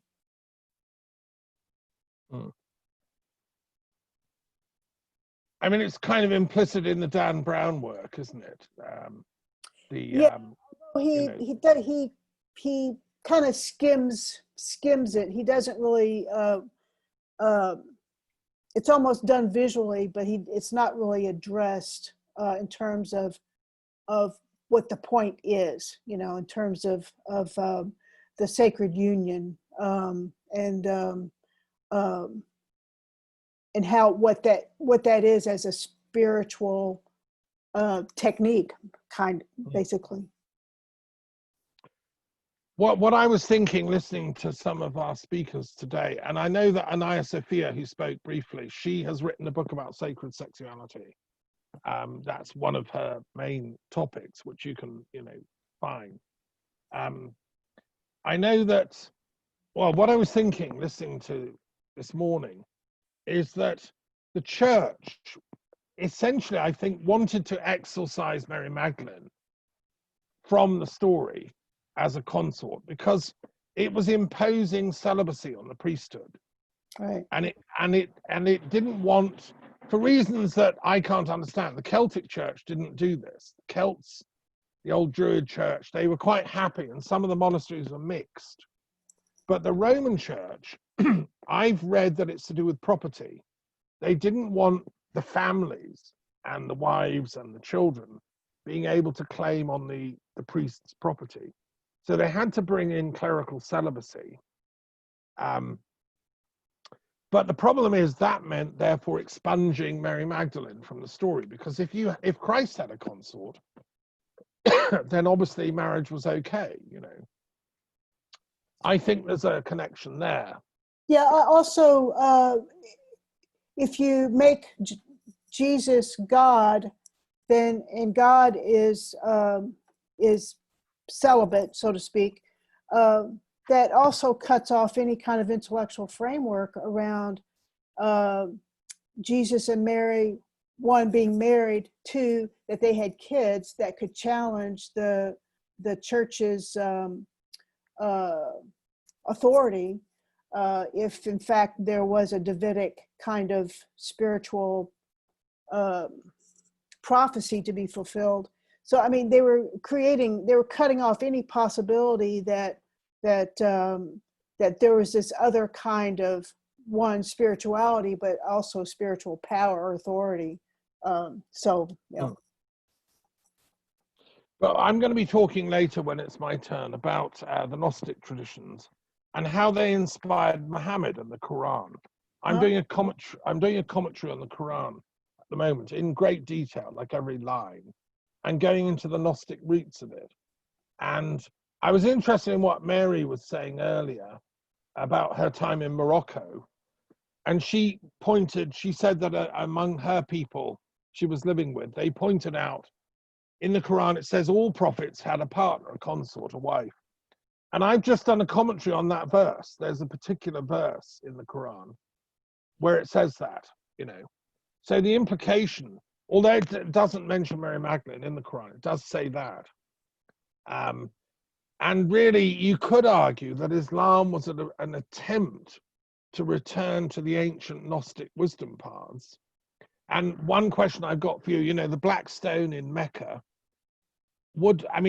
because you're not allowed to have sculptures and representational art in Islam, but maybe that's a way of having the Black Madonna or the Black Virgin at the heart of Mecca. And I believe I'm right in saying, well, Mecca was the pagan sanctuary to the goddess traditions from its very early roots. And the pilgrimage to Mecca was part of that pagan religion. And maybe that's the Black Goddess coming into the very heart of Mecca in that way, as a black stone. I mean, there's a thought. Yeah. You know, which they say is made from a meteorite, you know. Yeah, it was sacred. Yeah. Sacred because it fell from the sky, and there were other sacred. I mean, actually, it was dedicated to Aphrodite Urania, the heavenly Aphrodite, who's the goddess from the heavens. And Herodotus wrote of the Arabs. He said they worshipped Aphrodite Urania.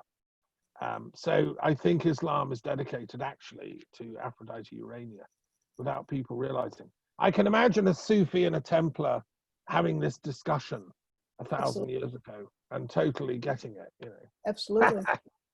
Yeah. Right. Okay. So any other final points to Jean before we break for lunch? Everyone's being quiet. Okay. So look, it's lunchtime. It's 1:30 and we've got half an hour break. So go off and have lunch.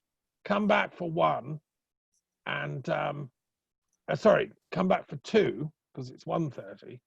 And we've got Lena Tevenatz-Jones joining us from the south of France. She's been doing a pilgrimage around the sites and she's been studying this for years. So Lena will be joining us direct from the south of France. Okay, so blessings upon everyone. Thank you for joining us this morning. It's been fun.